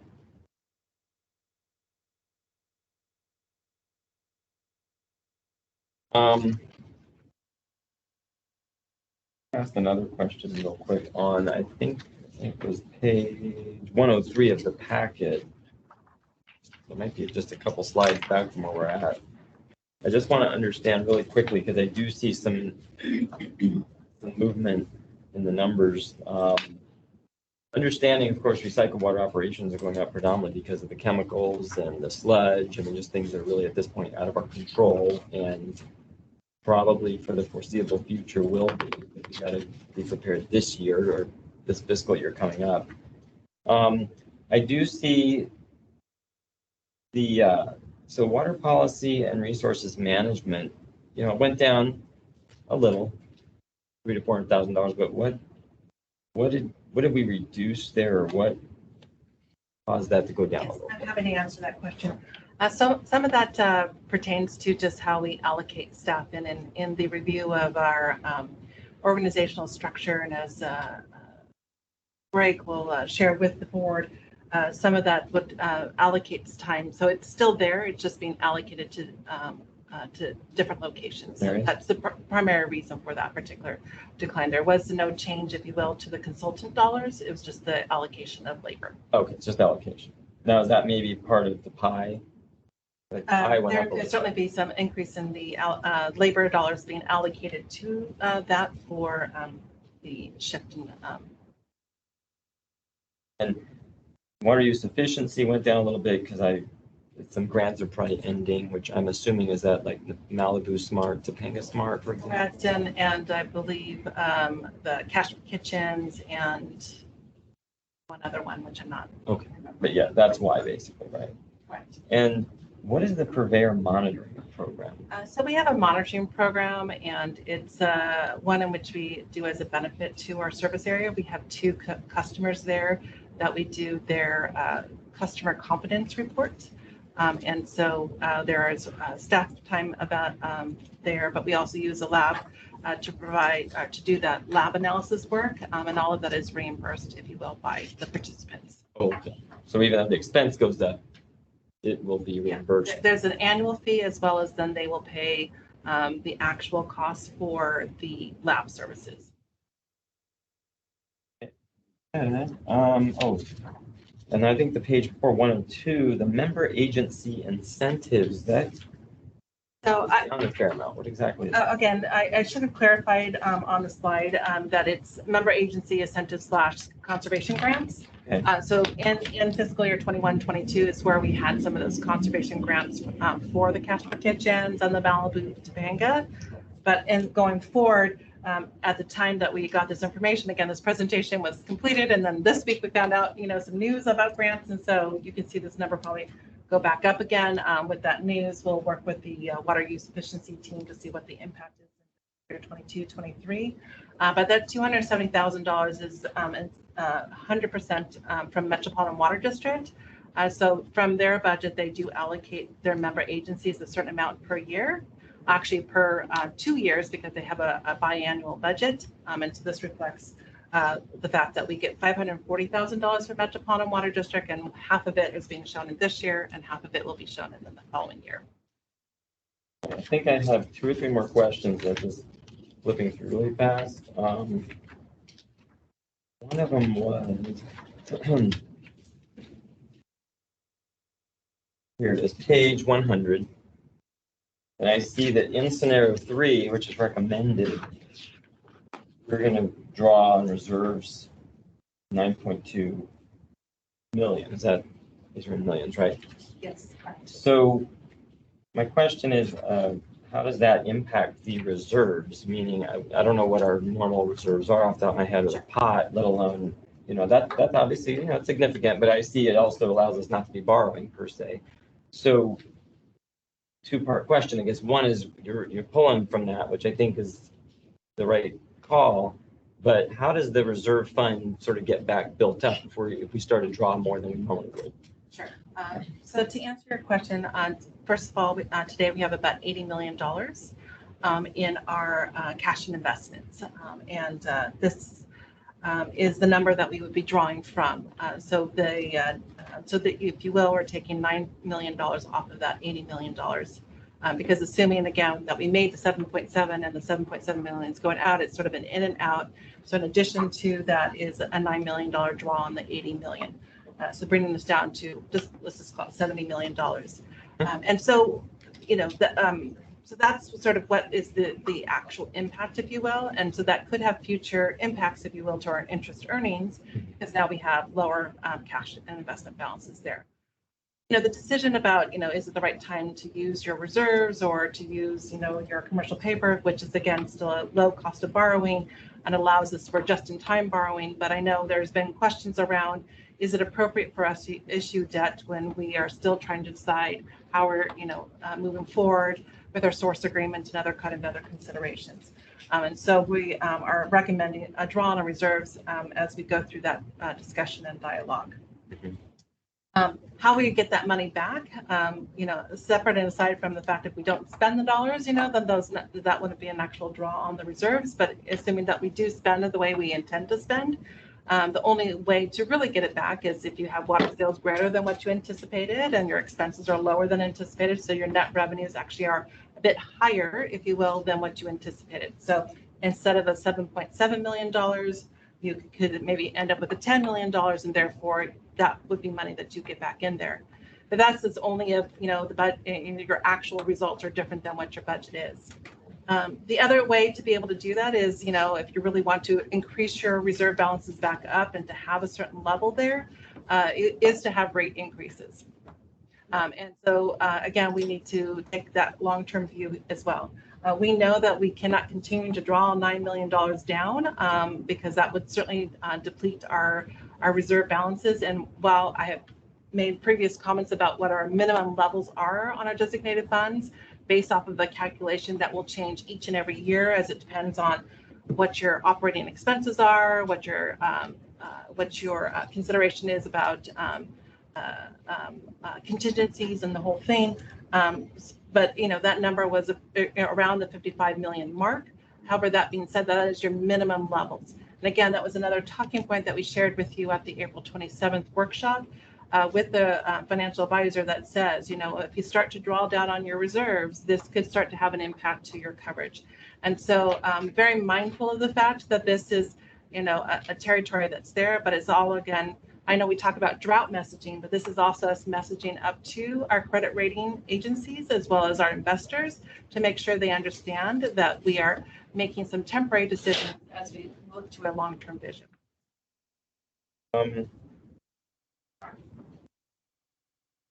Looking at that slide, so scenario 1 is basically where we started out, right? Is that where we were starting out in the beginning of this whole budget process, right? That is correct, yes.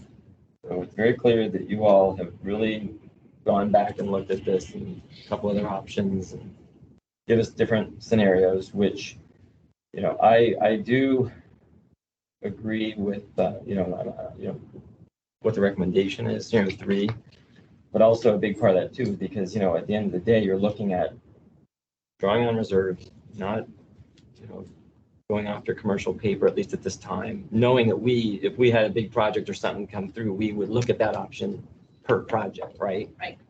And if I could just say about commercial paper, you know, commercial paper is one in which you can draw on that commercial paper. And, you know, again, if we knew that we were having grant funds come in, you know, 3 years from now, draw on that commercial paper, that low cost of borrowing, and then you repay it with that, you know, that future grant. And so that's, you know, the nice thing about having a commercial paper program, that it gives you flexibility and able to do so. Again, we want to make sure that the difficulties that may arise in any given year, that we have funding available for it. I mean, this last year is a good example. We've had a significant hit, if you will, on our bottom line because of the Hyperion spill. And as a result of that, our, you know, cash balances have supported us to be able to make sure that we make those necessary payments in order to keep our operations moving forward. I think I'm almost done. And obviously the cost of borrowing is going to go up by all accounts, correct? Absolutely. The commercial paper, you know, pricing is also starting to increase, but I will say not at the levels that you necessarily see when you hear it out in the market, what a, you know, 30-year, you know, rate would be, or a 10-year rate even would be. So, but, you know, it's still an attractive rate. And again, something that is available to us. And we would, you know, strongly encourage to continue to have that program available to us as needed. So. And, oh yes, I did have one last one. I remember, and I'm just curious because I was not at the customer agency workshop and I didn't watch the video or anything, but of the folks that were there, did we get any feedback that the board needs to know about? Just did anybody opine about anything? There was a couple of questions. One was, you know, do we have to follow West Basin? Do we have to follow Prop 218? That was a question that was Which raised. we don't have to, correct? Correct. We do not That have to does not follow apply Prop to us. 218. Our customers do, Yeah. such as cities, for instance. The public, your investor-owned utility have a different process, if you will, that they go and make their rate case, if you will. But we as a water wholesaler do not have to follow Prop 218. So that was one question. There was another question that had nothing to do with our presentation at all. It had something to do with our neighbors' fire treatment plant and odors, if you will, but it had nothing to do with. I don't even want the question, but was that from a customer or was that just from? It was one of our customers Okay. that was asking on behalf of. Oh. Public Works Director on behalf of the neighbor. An unrelated question to what we're doing. So, so really, no specific feedback as to, or pushback, if you will, on the rate increases that were being recommended, or any challenging to the cost expense assumptions that were being used. In the workshop. In the workshop itself, correct. However, we did receive a letter. Yes, we did receive a letter just this week from the city of Manhattan Beach, which a draft response is being reviewed by the management team and legal to respond to the customer. Very good. And I think this is it. So page 104 is the 5-year overall budget forecast. And this, I just want to make sure I'm clear. This is utilizing scenario number 3. Correct. This would use scenario number 3, and we would again on the projected numbers there, that the projected numbers are just that, just projected. This is, you know, what we anticipated them to be. Again, this is me going back to that we take a long-term view of sort of what it is, and to make sure that we have funding that's there, because, you know, we're only trying to address in scenario 3 the fiscal year 22-23 expenditures. But as Mark have shared with you, these are multi-year projects, and we may be at one phase today. We might be at planning today, which means that in fiscal year 23-24, you might be at the design phase, and the following year you might be at the construction phase. So we want to make sure that when we are looking at the financial forecast, we know what that capital projects are there. We don't want to have a big surprise, if you will, of what that number is. We want to make sure that we know what that number is and we can start to incorporate it. So I will say to you, though, that the projected numbers don't necessarily reflect us having to draw on commercial paper or have additional draws. That will yet to be determined as we unfold, if you will, from the conversation around what are the CIP projects that are viable, not only in fiscal year 22-23, but into the future years as well. Very good. And then as I was noting that the debt coverage ratio here with the new scenario is 1.36. So it's, Yeah, and the reason for that again is because of the adjustments that we've made on the budget. So again, we had to go down, I'm sorry, we went up on the recycled water operations. We went down in other areas such as our labor and the impact from our labor and benefits to our program expenditures. And again, most notably, the reason why we saw a bump up was because of the timing of the payment regarding to the MBR. and I was just going to ask about that one more time. Actually. Yeah. So, is that something that they're asking in this fiscal year? Correct. There has been a correspondence with us to say that here are the costs up through 12/31, and I know that was the expiration date of that particular agreement, but those costs were incurred. And so in a reflection of that, we have shown that in our fiscal year 21-22 projections to say that is an expense for this year. The time of the payment could be something different, but the expense would come in 21-22 as opposed to in 22-23, which was our original assumption that we had made. Because we thought that was, there could be this whole sort of dialogue about what it was, but because we were presented with correspondence to say, we want you to pay your share per that agreement, we've incorporated those changes. So, and forgive me if I missed that anywhere. When do we get an update on that? Where's the status of that? Is that I will defer to down the either road Martin or to Greg to make a statement on that. I will. I think it's part of the work of our LA ad hoc committee, and so we could take your question forward, to our ad hoc committee members. I believe it's Director Alvarez and Director Gray, and we could kind of bring something back to this committee with a response to that question. Whichever appropriate committee, just to get an update, because. But I will say this: we are, seeing some exciting, developments. Parties are starting to talk. LA Sanitation and Environment, LA Department of Water and Power, our organization, and now Metropolitan Water District. And so I think, we have some promising opportunities that may be unfolding. Very good. I just, it would be good for us to get an update too, now to understand where we're at, since payments are being asked for, let alone what does that mean in the new fiscal year, another payment coming due or not, et cetera, et cetera. So it'll be good. It'll be a good opportunity for you guys to come back the next month, whenever, whether it's this committee or, I don't know which committee it goes under, but that'd be great. Or the board. Well, I think that since you've asked, perhaps we can bring this back to you and to send this committee and, as a report out from the other committee. Especially since it involves money, right? Okay. There you go. So with that, I asked a lot of questions, so I don't really have any more at this moment. Other directors? Director Alvarez, nothing? Oh, sorry, Director Williams. I didn't look at my screen. Thank you very Go ahead. much. There's been a lot of good discussion here, and concerning the scenarios on the budget, I like 3 that's being recommended, and I have a particular interest in the PV lateral because it was mentioned early on in my joining this board back in 2015, I believe it was. And I like to see that it's out here, and also the addition of Mills Park and Gardena, North Gardena, are very important to me as well.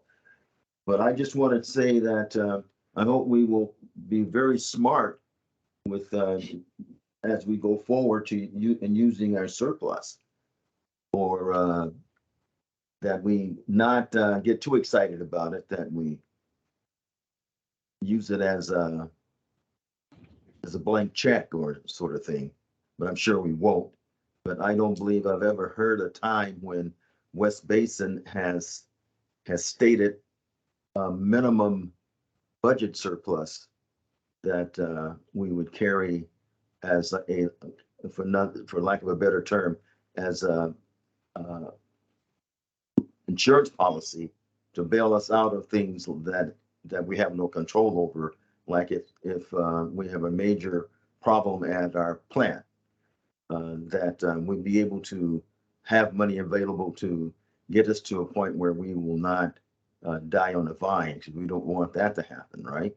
So I'm hoping that we will be smart about our budget surplus, and also that that we maintain things so that our I'm sorry, forgive me. Seems like I got a brain freeze here, but it has to do with our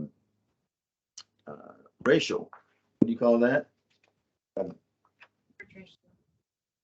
Debt coverage ratio. Yes, that we, those two things, that and our budget surplus are very, very, very important to us. So we must always be smart about that. But I am to say that I am supportive of scenario 3, but I'm anxious to hear what my colleague Desi Alvarez has to say about that as well. Thank you. Thank you, Director Williams. Director Alvarez, would you like to comments or questions?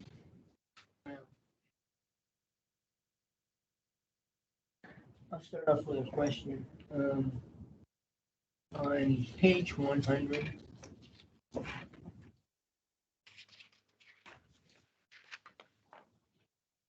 the paygo funding, you're showing it 7.7 million, and then earlier on in the presentation, you said that had increased from the previous time we looked at it.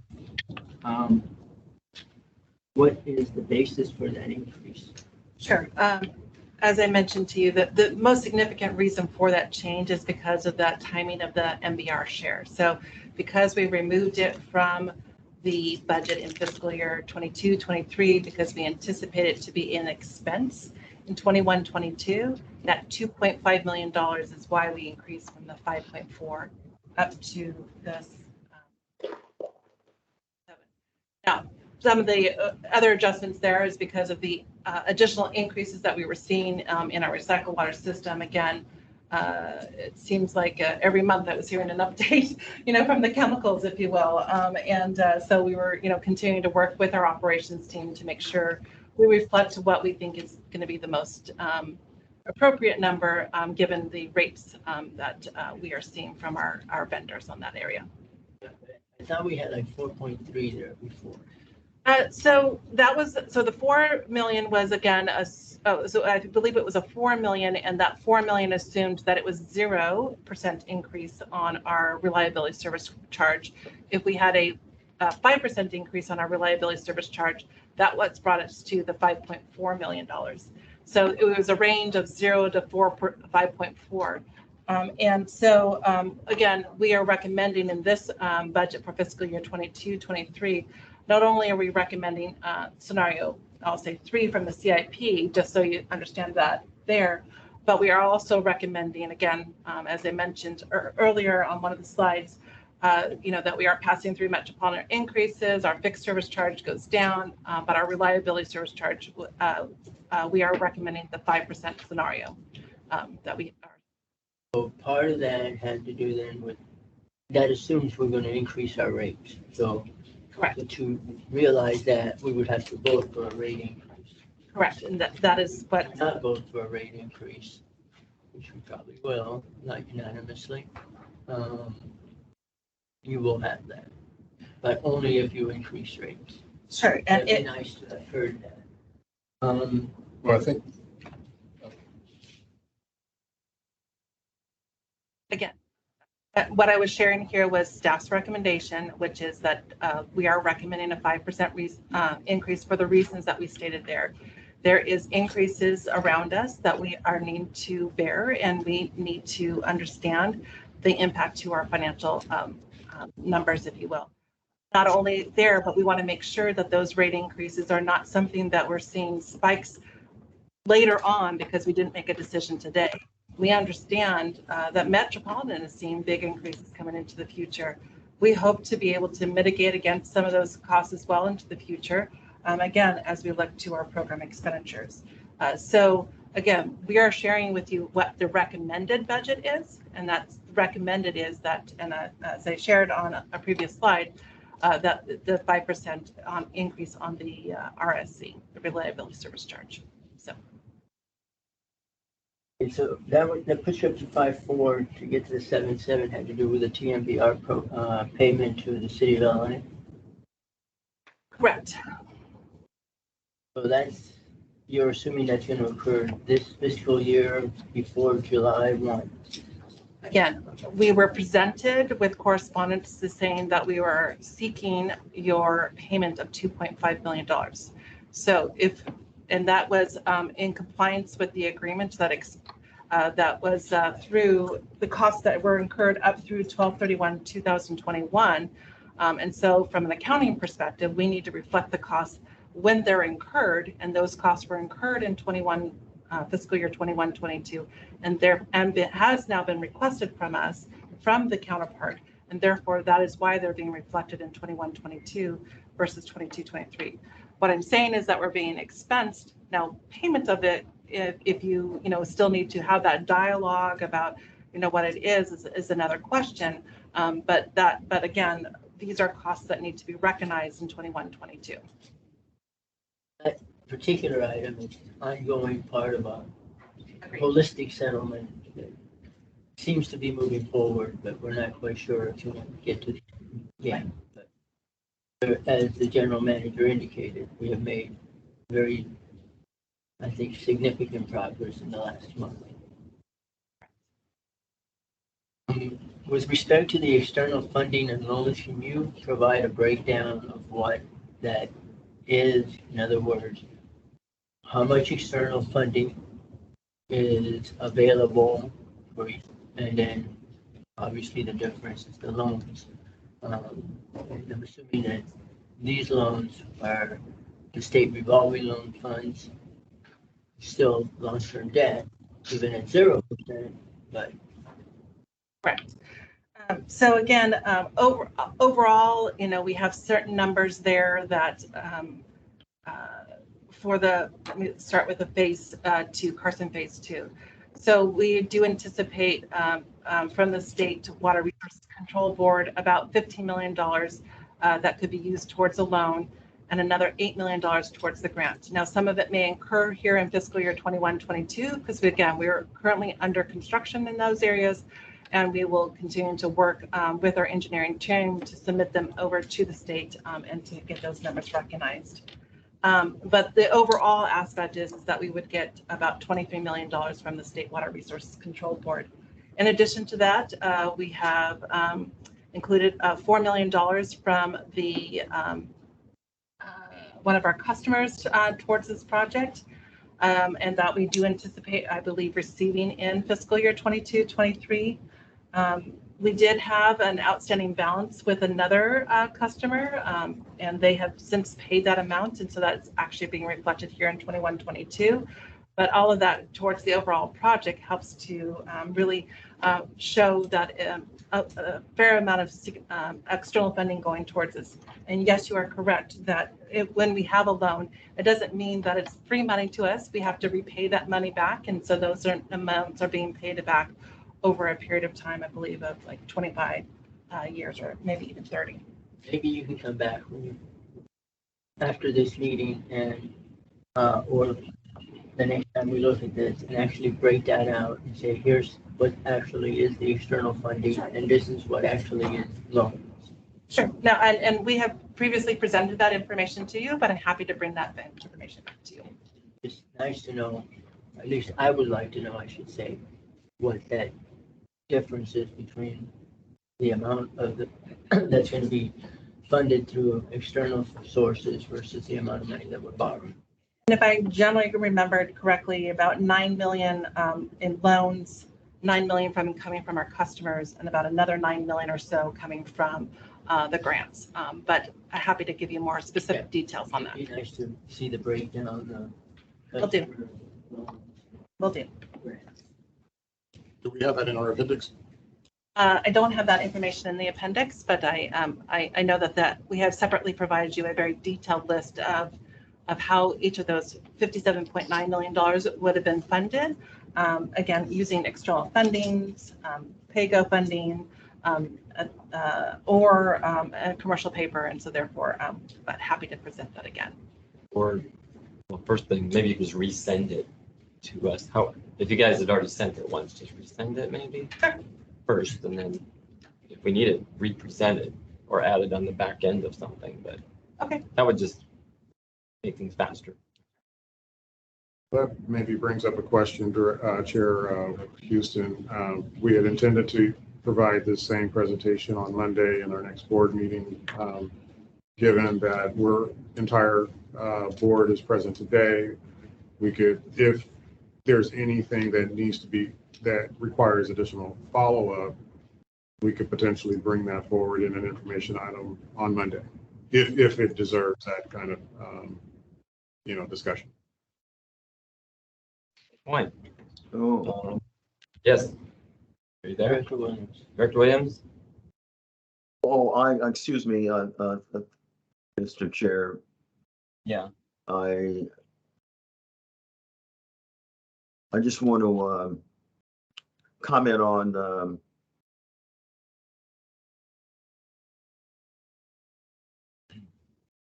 I forgot now. So I'm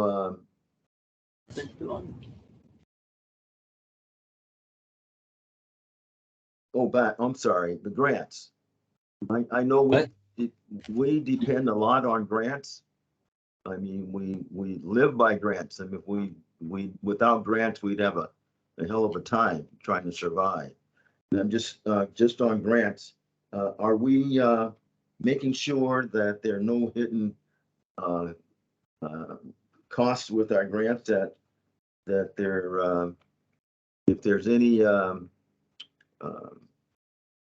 money that we have to put up first before receiving the grant, or do we get the grant and then have an audit at the end to make sure that we spent the grant money properly?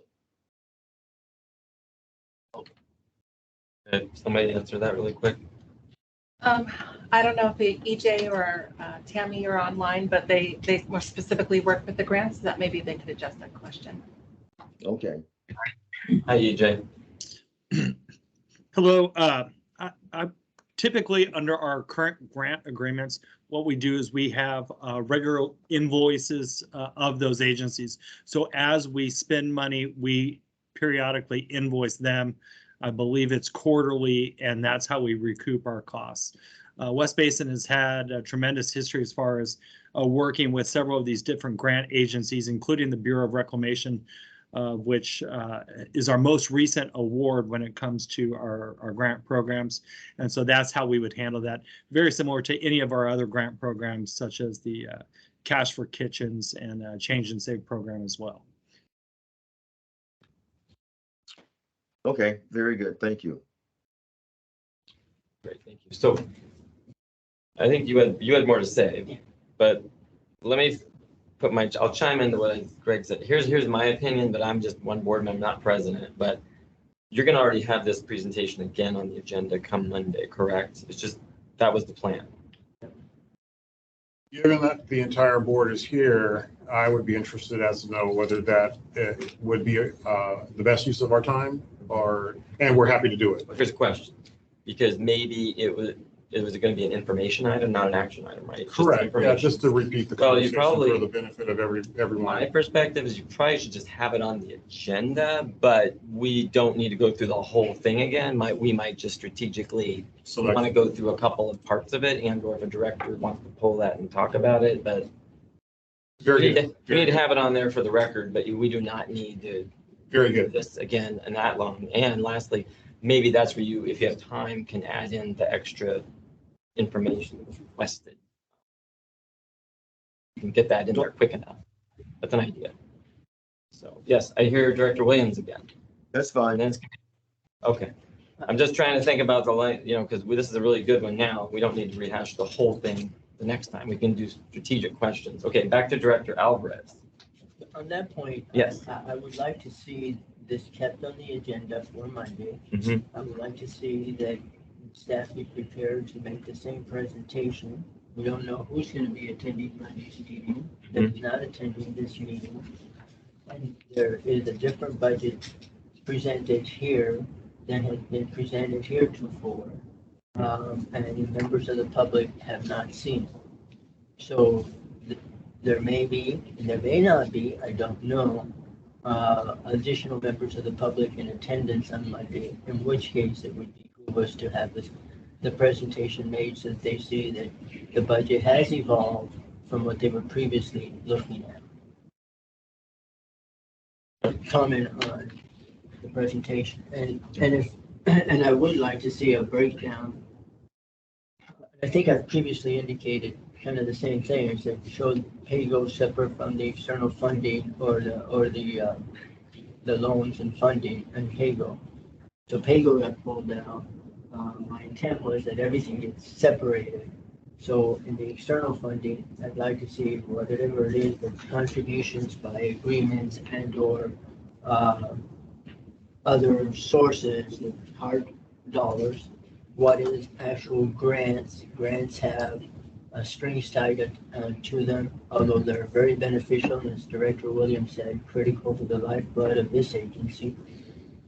And then last, governmental loans as opposed to long-term or short-term debt, since we pull that out as being a distinct category, and in a way it is. But I'd like to see, you know, when you borrow money, whether it's a loan from a governmental agency or you sell bonds or you borrow from a bank through the use of commercial paper, and in all cases, it's money you got to pay back. So it's nice to have a breakdown of where everything is coming from. And I think that the staff has that. They just have to break out those numbers. They don't have it at their fingertips today, and I wouldn't expect that. The general manager did mention that we are at a kind of critical moment in the direction that this district's taking, or will need to be taking in order to continue its mission, in addition to just being a funnel for imported water from Metropolitan Water District, and that we have some constraints that we need to look at and some items that we need to address if we're going to continue to meet the mission of providing a long-term, reliable water supply. And along those lines, I think we talked and made allusions to a long-term, reliable water supply, meaning that we will continue to provide additional water and work with the purveyors in our service area to reduce the need for imported water and become a more self-reliant, sustainable region. And if we can reduce the imported water demand from 110,000 acre feet a year to 50 or 60,000 acre feet a year, that would be a significant movement in that direction. To that end, the district in the past spent a considerable amount of time, effort, and money in pursuing a desalination project that would have provided some of that additional net new water. But that net new water came at a tremendous cost, and there are other opportunities that could provide at lower costs than was spent there. The same effort, the same amount of water, probably significantly more. I think that we are looking at those opportunities right now in terms of a regional partnership, and we are making what seems like pretty good progress, and sometimes you get a little bit too enthused about the progress that's being made. But I'm very happy with the direction that the general manager alluded to, and that we have, and I say we, meaning the West Basin really has brought to the table a regional project where the City of Los Angeles Bureau of Sanitation, City of Los Angeles Department of Water and Power, and now the Metropolitan Water District are all talking or willing to talk at the same table and are beginning to initiate meetings in that direction. And that will really change the way things operate, but to the great benefit of the region, because we can make a significant impact on making this region much more sustainable, as we've all talked about for a long time, and a lot of lip service is put to sustainability. You can't hear me? You can speak a little longer, A little louder. and not into your hands. Okay, sorry about that. I apologize. No worries. So we do need to focus on that, and to that end, I think that continued investments at the NC Little plant, which is going to be the critical component of any regional project to make this region more sustainable and to really make a substantial dent in the levels of imported water that we use. We should stop making any investments because it's going to reposition that plant in a significant way. The delay of investments by 1 year in that plant can easily be accommodated. Does not pose any risk to the district, in my opinion. And if there is any risk, it is minimal enough that it is worth taking the risk on in light of the greater benefit that we can all achieve. So with that said, I would support, not quite 100%, but I think scenario 2 would be the better approach for us to proceed in. I think we do need to still flesh out some of those numbers a little bit better. But I think that that's the better approach that doesn't come at a great cost. And it has a lot of benefits to it. And primarily the biggest benefit is that it doesn't incur any expenses that a year or two down the road we would say, gee, that was not the wisest thing to do. I think we ought to continue vetting projects in a very aggressive manner because it does flush out an awful lot of details that we have previously not been aware of. And as we look to the future, it's important on all of us to really think of the direction we're going. And I believe, and I'm really advocating for that direction to be one where we take a leadership role in the region to really make this region much more self-reliant and less dependent on imported waters in a sustainable region. We have tremendous groundwater resources that have been ill-used or not used, however way you want to consider it, but the potential is there, and you can really shift the fulcrum, if you will, so that that area becomes the greater water supply source. We would have to be really the backup for that in terms of creating net new water for this region. So with that, it kind of gives at least my ideas of where I like to see the district going, and I think where the district really has to go. And keep in mind that to date, and until we get some things resolved, we do not have any guarantees to a long-term water supply, and that our water supply, in terms of our recycled water facilities, comes to an end in July of 2026, basically 4 years from now. So to invest in a facility, you do not have any long-term commitments for the continued operation of that facility because you won't have your primary input. Does not seem very wise to me. I'm not saying that we won't resolve that. I think we will. I think that there's a lot of good things happening, but let's get there first, and we do have time, and let's take advantage of that time. That's, I think, this next coming year. Okay, thank you, Director Alvarez. And I will say regarding, we need to have this on the agenda for next time, and I think staff should be prepared to make a presentation. But of course, the board at the time can also decide how they want to proceed even though it's on agenda. So, you know, understand Director Alvarez said, and yet we just got to get there first to Monday, and see how the board feels at that time on that. Okay, I think we're done with this, I believe, right? I don't have any more comments or questions on this item. I don't think the other directors do. Anybody else have a comment or question at this moment? Just really quick.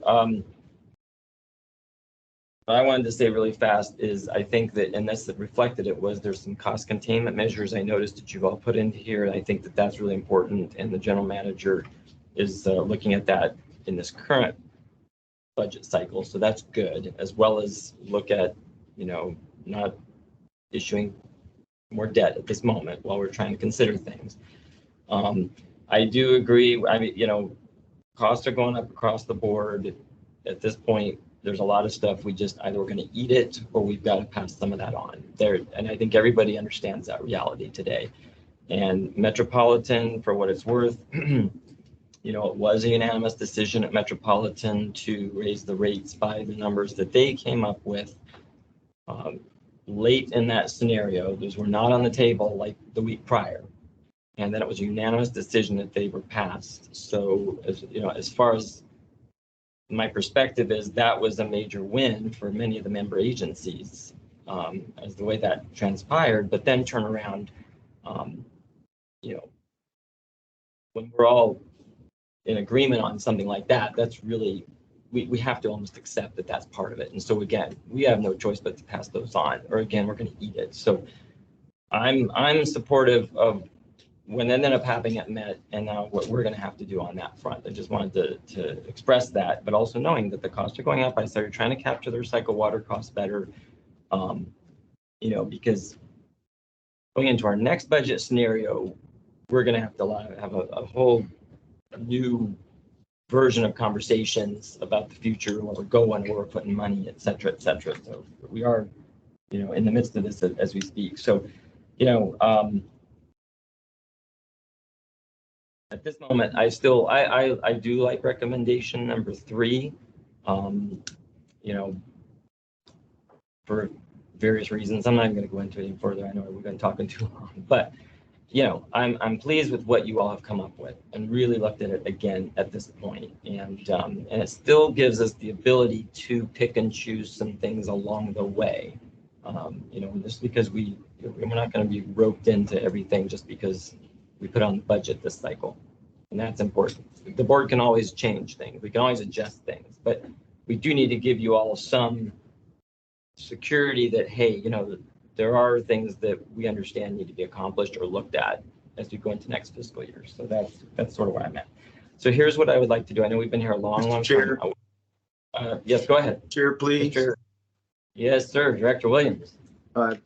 Before you move on, just one last question concerning the proposed rate increase, or the rate increase that will come about because we take on scenario 3.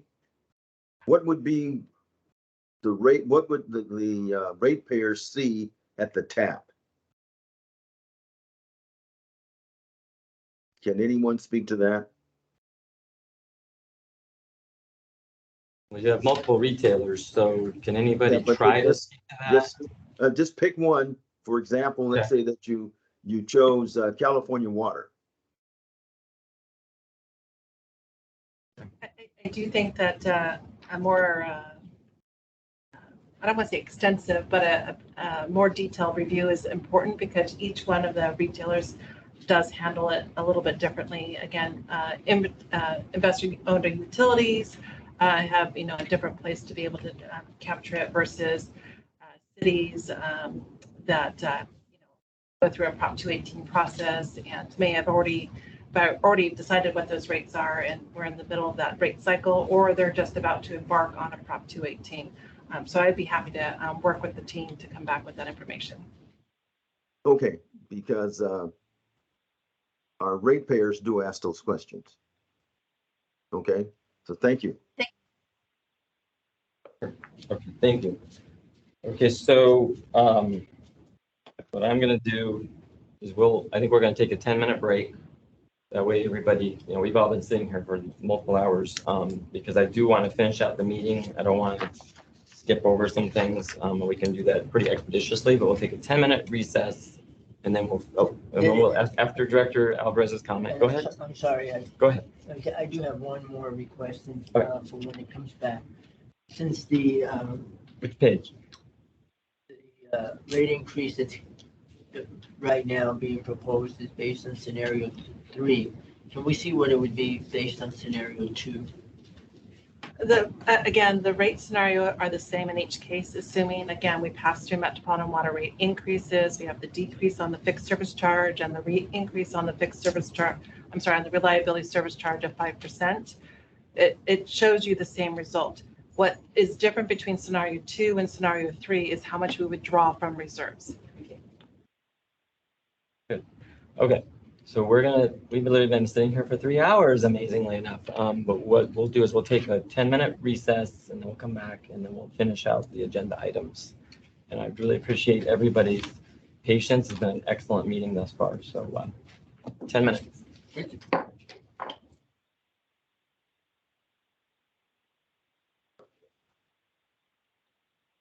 the mic on. I can't stay here. Oh, no.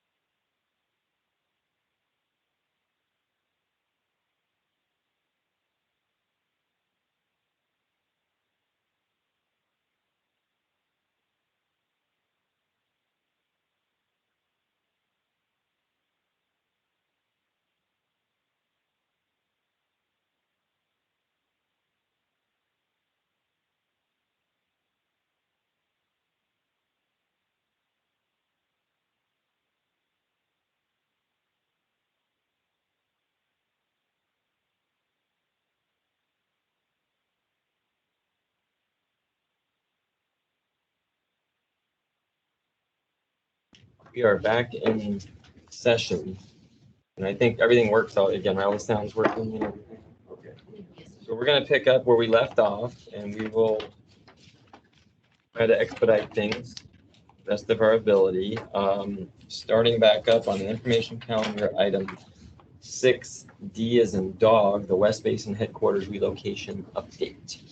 Okay, thank you, Chair Houston. Our Executive Manager of Finance, Margaret Moja, is prepared to give the update on the status of that relocation. Margaret, please. Great, thank you.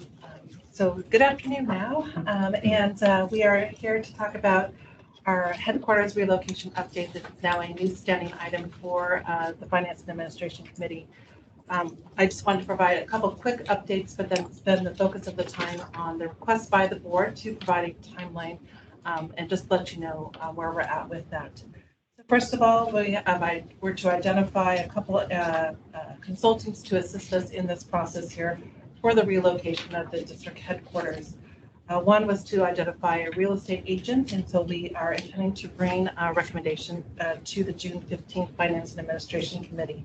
The district did receive 3 proposals. Those are currently under review, and we're continuing to work through that, making sure that we fully understand the scope associated with that work.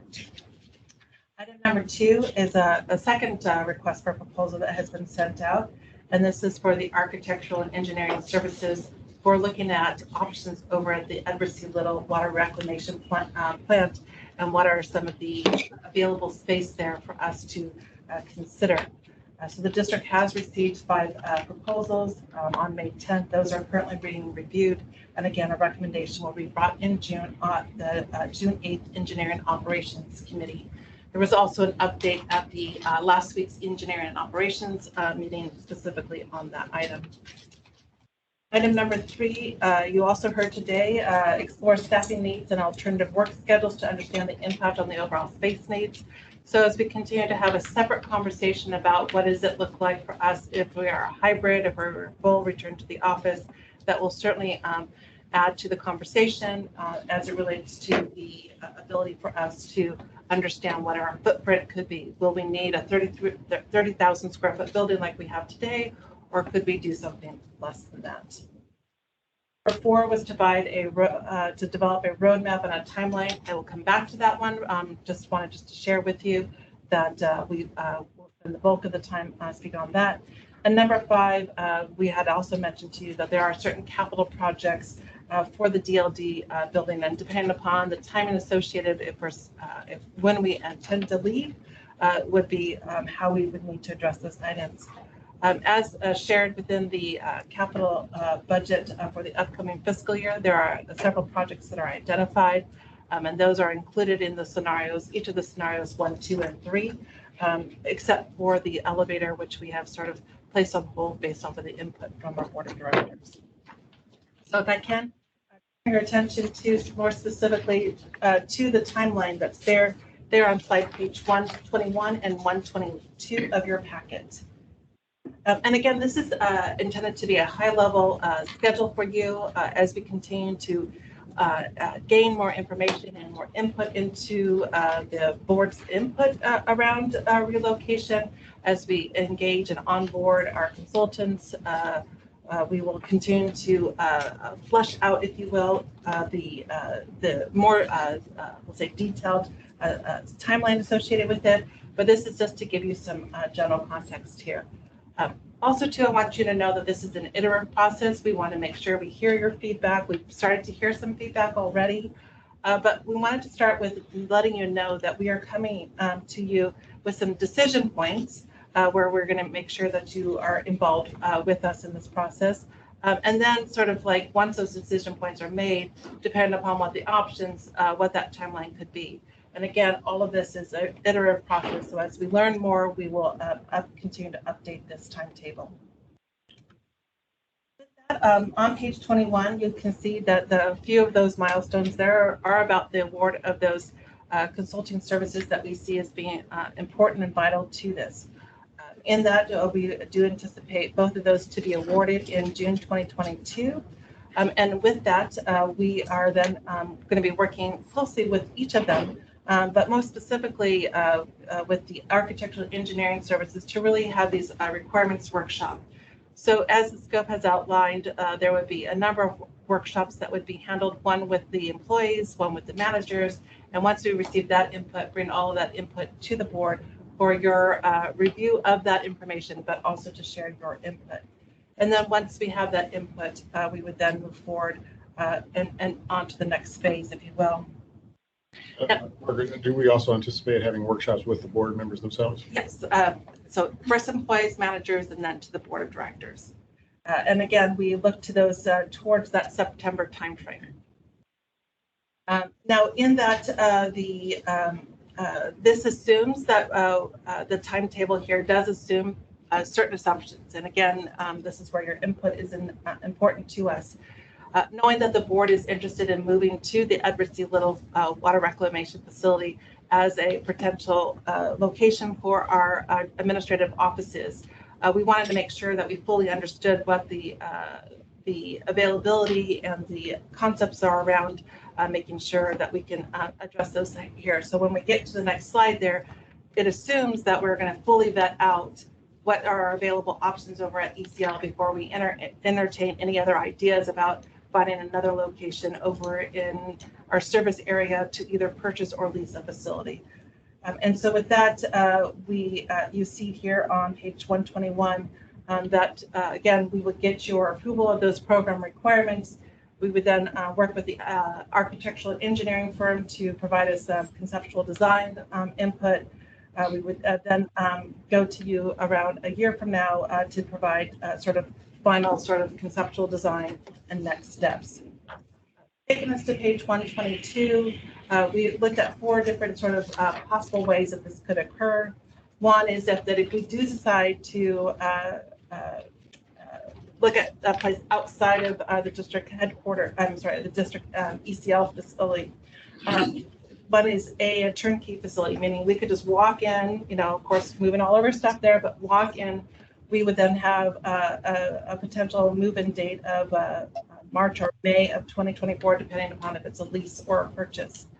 If we were to look to new sites with improvements, that could take a little longer.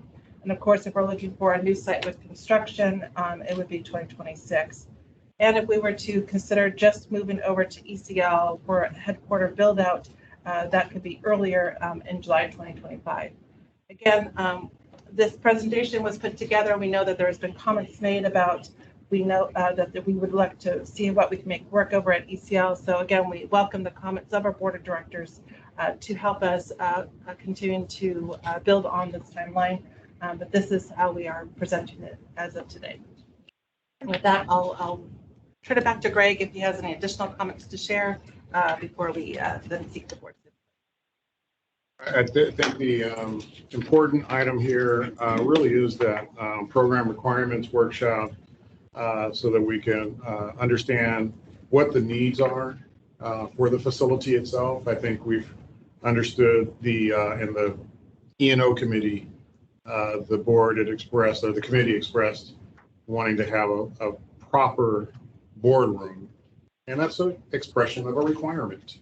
But there certainly are several other requirements that staff may articulate, management may articulate, and perhaps, with the board in a workshop setting, may articulate other expectations and the needs and the functions of the building. So that's going to be a very critical process, and we look forward to having your involvement in that.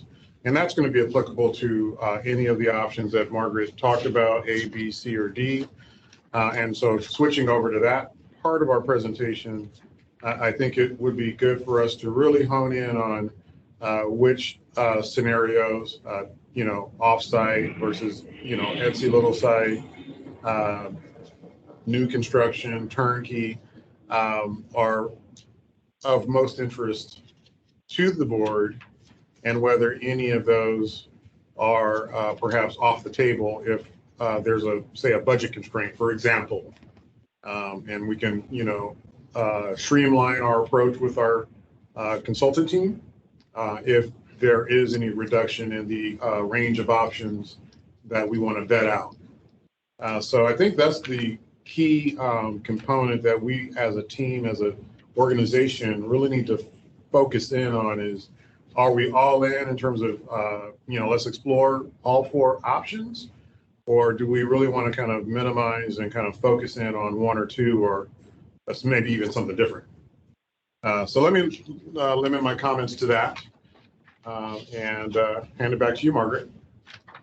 Right, so that takes us to just, hearing from you, board, on just really what Greg is saying. We know that there has been expressions, like I said, to move to ECL, and that is the option, but making sure that we, if by chance something doesn't work out there, that we would then make sure that we have other viable options that we're still exploring along the path. And to Greg's point, if we're not looking to, invest into a new building and construct it, then, we want to make sure that we're focused in on that as well. Because that will help us to guide, if you will, them and to make sure that we're spending the dollars appropriately. With that, I'll turn it back to you, Chair Houston, to lead us through the next part. Thank you. Any comments or questions at this time from other directors? And do we have other directors still on the phone or the line? Because I don't. I believe we no longer have President Deere with us, and we no longer have Madam Chair Gray with us as well. Do we also have Williams? Yes. He's still there? Still I just don't see him. Okay. What do we have? Director Williams is still with us. Well, I don't really have anything at this exact moment. So do you have some feedback? I'll wait to see what Director Williams has to say. Director Williams, are you there? I'm here. There you are. Okay. Thoughts on what they said? Right now, no. Well, let me say something then, because maybe I'll dive into what you're saying, because I think I was off of that meeting when this came. Was that later in your meeting? Okay, and I had to leave early, so I don't really know the full whatever transpired at that point. But we do have proposals that have already been submitted, you're telling us, right? And that those would be coming to the board next month. Okay, so there's already the real estate services, right, as well as the architectural and engineering services. Architectural and engineering Is to focus specifically over at the ECL and exploring the options that are available over there, assuming that if we are fully over there, if we're only a boardroom, if we're a hybrid, and certainly I know that when the update was provided at the E&O meeting, it did talk about sort of available spaces, and director's comments were including that there are also existing spaces that we may be able to repurpose, if you will, for the purpose of moving our district headquarters. Okay.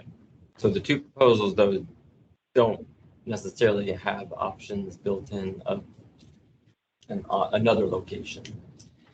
Correct. I mean, We're talking engineering and architecture, right? On that one, yeah, that's just purely at ECL. Maybe the realtor. The realtor knows that it's one is a sale of this building, and then two is either a purchase or a lease. And if there's a preference there too, it'd be nice for us to know. If you're saying, I don't want to invest in a new building, but I'd rather go into a turnkey facility, then that's helpful to us to help us guide us to sort of say what are the options within our service area. And again, they'll start to do some of that work there, but again, understanding the board's input, the previous board input as to let's explore what we have within our own facilities is why we're saying that we want to focus in on seeing where we end up with that and making sure that it does meet all of the program requirements that have been stipulated by our board.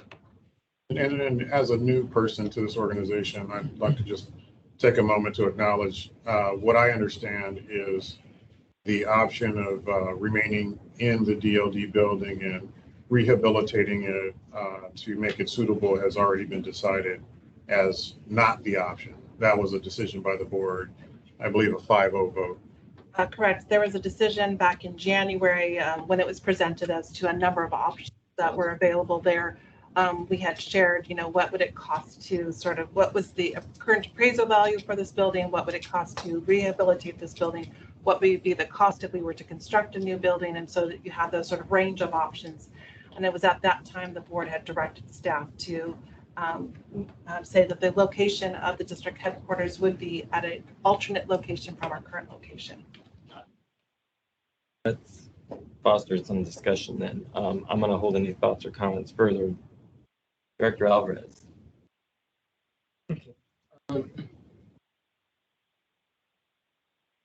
My recollection is that, yes, we made a determination that we would move the headquarters building.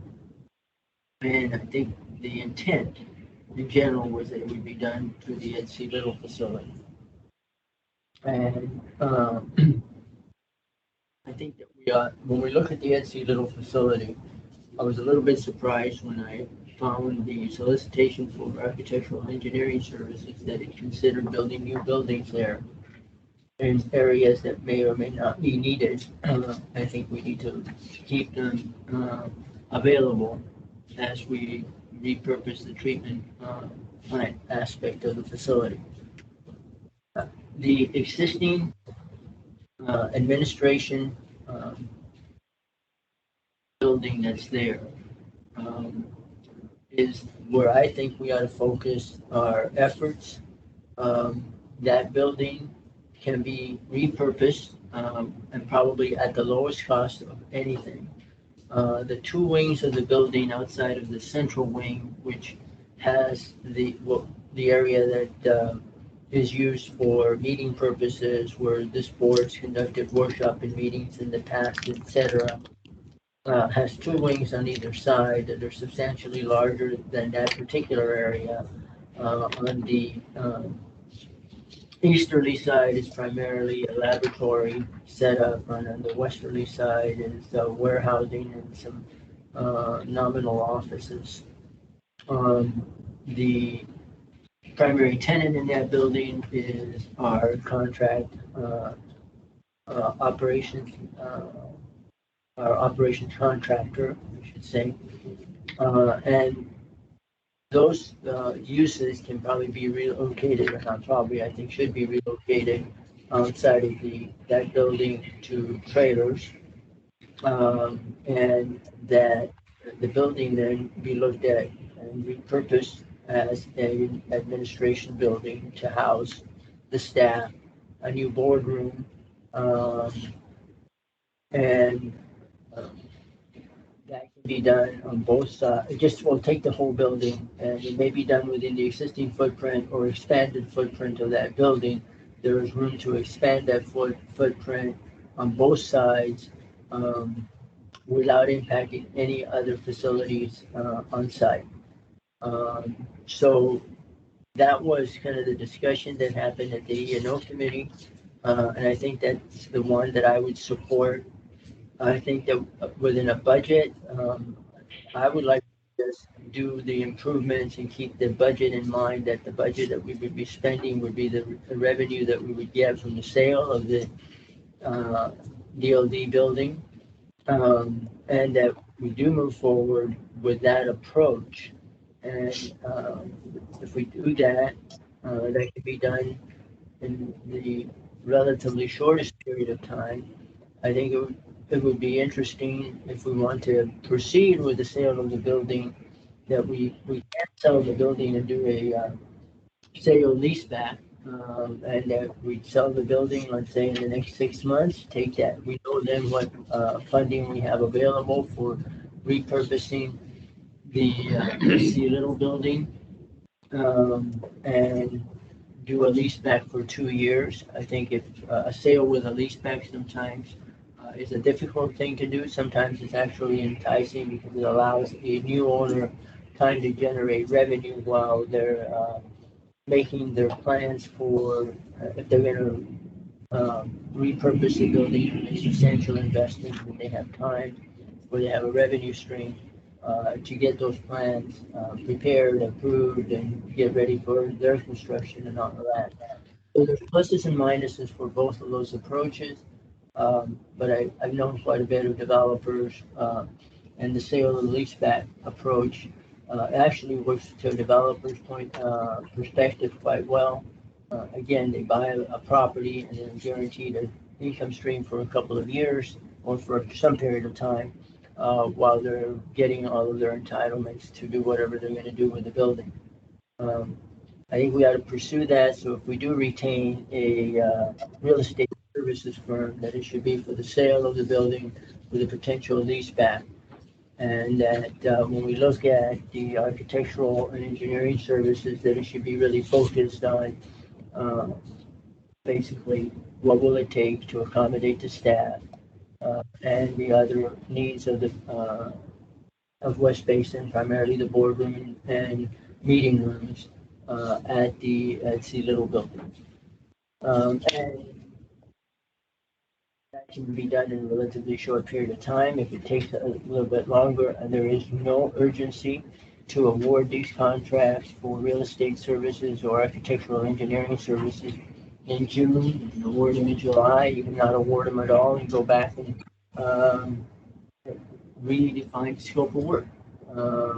So that sense of urgency should not be upon us. The bigger sense of urgency that should be upon us is make a real decision as to what we want and not end up with 15 options that later on we don't have any consensus on, or we find out that we can't afford anything because the cost for new buildings and so on significantly more than we're thinking of. I like to just keep it all within. We sell the building, we have $7 or $9 million. I forget what the appraisal came in at, and with that money, we then invested in creating a new administration building out of the existing C Little building to satisfy our needs. And our needs do change. I think the previous studies really tried to repurpose this building. We do need to look at, office buildings are being designed today in today's environment, and they're quite a bit different than they were being designed 10, 15, and 20 years ago. But with that said, my recommendation to the committee would be that really look at the repurposing of the C Little building as the focus, and then proceed with a sale of this building to generate the revenue for that project, and do that on a sale with a lease back where West Basin remains in this building for a 18-month, 24-month period of time as a tenant. And I think that would be in the best interest. That's what my comments would be. Okay, great. Thank you, Director Alvarez. Director Williams, did you have other comments or not?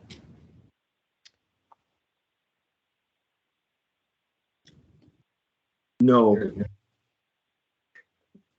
Oh, okay. I guess I want to step back for one moment because we already have gone. We put out these proposals. I remember about the real estate, and I guess I somewhat remember about the architectural, but yet, how was that? How was that authorized? Sure. That we did that. Absolutely. Asking for these particular. Our first update to the Finance and Administration Committee was at the March Finance Administration Board that the last. And so an update was provided at the board meeting. So an update was provided just to let them know that that we understood the board with a decision, since the board had said we want to move, let's take the necessary steps. So an update was provided at the March meeting. It was also shared at the April Finance and Administration Committee meeting to let them know that based off of the input that we had received at that point, which had been, I would admit little to that point, we had released the RFP, knowing very well that we had said that some of our steps to move forward was, to secure these two consulting services. And so now we're at a point where those proposals have been received and are currently being reviewed to bring a recommendation to the board for consideration. Okay, so that helps a lot, because now I remember at least, okay, there was a meeting canceled, you're right. And then we ended up having to we heard it, but it was an information item, I think, at that Yes. board meeting. So- Yes, correct. All of this has been an information update, including the one today is an information, and it was only that you would see them as a separate action. We would still continue to have this information update, Right. but if we were to move forward with those two proposals, that they would come as separate action items. Again, the real estate services would come through the finance committee, and then the architectural and engineering services would come through the engineering. So, great, because I felt like, did I completely miss something in all of this? And now it's clear, again, that one meeting being canceled really kind of set us back a bit, and then we had to cram things through the board meeting, and, you know, here we are. So, And I wanted just to share with you, it was in the March meeting that those draft scopes were shared with the board, so that if there was any input or comment, so we would have hoped to have heard it by that point. But again, the update was provided in March. There was no input, and so we had moved forward with the release of the RFP.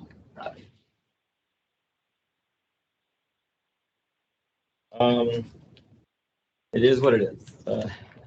Seems like some of us kind of, you know, myself included, must have missed a few things. Okay, back to this. So, my thoughts are, just going to kind of put them out there, however I can kind of do this. I think that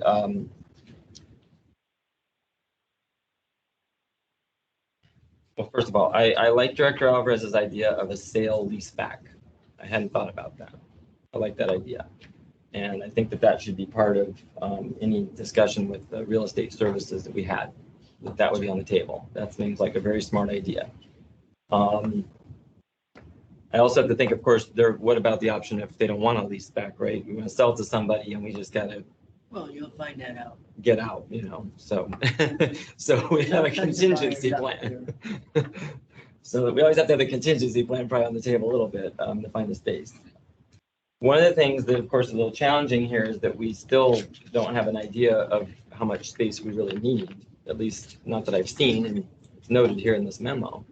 Right, and again, as part of the scope, there are real estate firms that can sort of provide you sort of a general idea based off the number of people and general other services that you, or other building needs that you may have.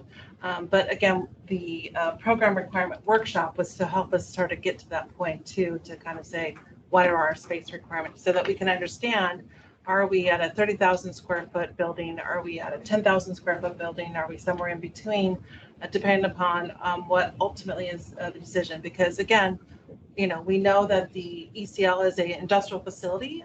We know that we have administrative functions there, and could we fit our administrative functions along with our, you know, our contract operators somewhere within the, you know, our property over there to make that happen, while still maintaining the importance of the business of what that facility is representing, which is to produce recycled water. So we want to make sure that we, you know, take all that into consideration and work with the consultants to vet out those options. So when we share that with you at those program workshops, that you would have that information in front of you. Okay.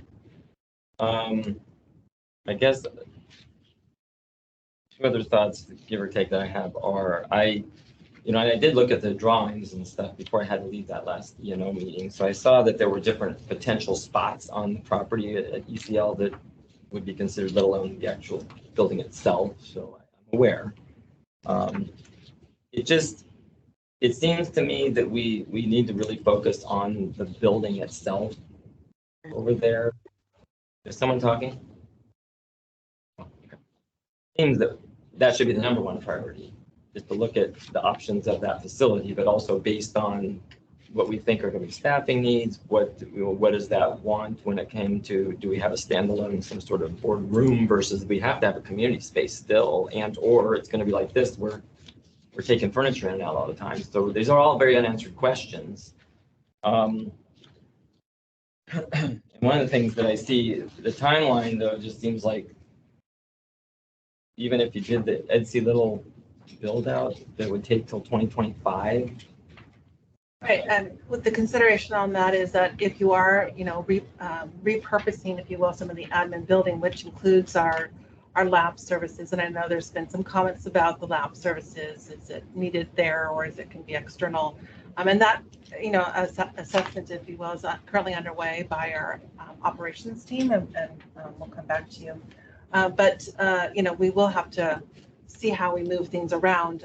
Not to mention that, we built that water education center so that it could be a multi-purpose room. So if the desire of the board is to have a real boardroom, how will we fit that in with the existing places? And so, we want to, make sure that we explore all those options and the impact to our operations there, because we do have, our contracting team there to do their job as well. Okay.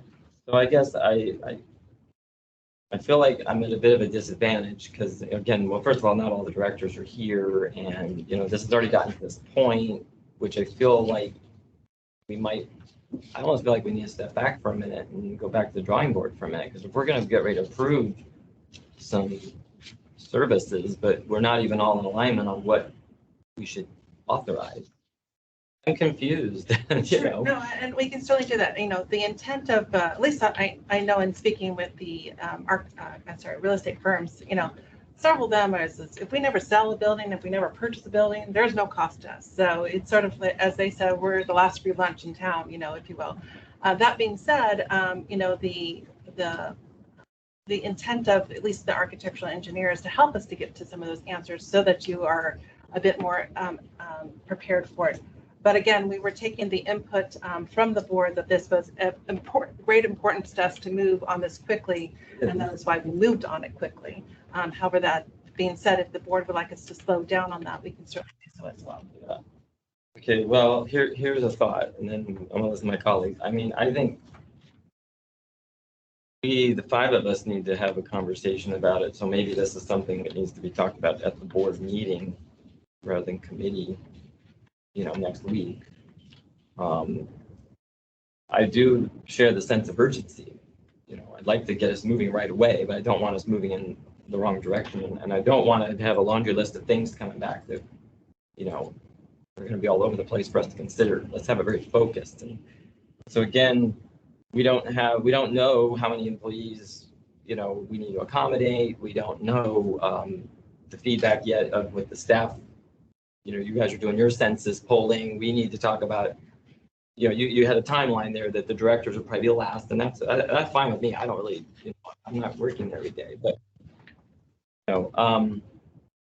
Well, if I may offer to you, I believe, and I can go back and look, but I believe it, and we'll have that information for you on Monday, that we do ask them for the validity of their proposal. And so I do think that it extends beyond a period of time, that if we are hearing from our general manager this month on to what does it look like from a hybrid situation, and the board gives us input and guidance on that. And then you have your dialogue, at over, that period of time in May and in June, then perhaps, from there we can then see where we can work with our consultants to bring something back, if that is still the desire at that point. Okay. So I will confirm those dates and have that available to you on May 23rd board meeting next Monday. And then let me say one last thing, and then right back to it. Because don't get me wrong, once we decide we're moving forward, I would like to see the options we could do on the Ed Sealing property, let alone that facility. I would love to see the different scenarios once we come together with, here's what we really have to have, and where we could, what if that you took out that lab, or what if you move people in the trailers, whatever you're doing, and or we want a boardroom separate than the community room, whatever. I'd love to, we got to decide what we need to have them look at every option and give us the scenarios. I believe in that, but let me ask what other colleagues think. I just think that we really should talk about this come Monday at the board meeting. We should have a more discussion. Director Williams, thoughts? Yeah, I think we should have this in a workshop environment, because there's a lot to consider here. And listening to Director Alvarez about how are we going to look the plant there, the facilities, how is it going to look going forward, recognizing that we really don't know what we're gonna be looking like here in terms of our water in 5 years from now. 5 years go pretty quick. So I think we need to really take a good long look at that, because in my opinion, the turf that we have there, the facility, the footprint of everything really should be looked at and see how we can change that around in the years to come, if we have to do that, because we're going to be producing water in a different way as maybe even like 10 years away or something. But we need to do that first, because the property is in a good location, and we can put a boardroom inside of that shell there some kind of way, and just make sure that we're not going to interfere with the operation as it goes. I don't know, 5 years from now. But Director Alvarez has an idea of how he thinks the site should look, but it's in his mind and not in anybody else's mind. So I think if he could sketch that out and we'll look at that in a workshop, would be a starting point. Okay, thank you, Director Williams. I tend to be in agreement with what you mentioned, which is probably just have a separate meeting, like a workshop or something, where we just talk about this one issue. I do think maybe if we're going to go that direction, we might just hold on these bids, but let's get other input from Director Alvarez. I concur with Director Williams. I think that it goes back to, we need to make a decision, and a workshop would be the appropriate place, the more appropriate place to do it. And once that decision is made, everything else becomes a little more clear. And we do have options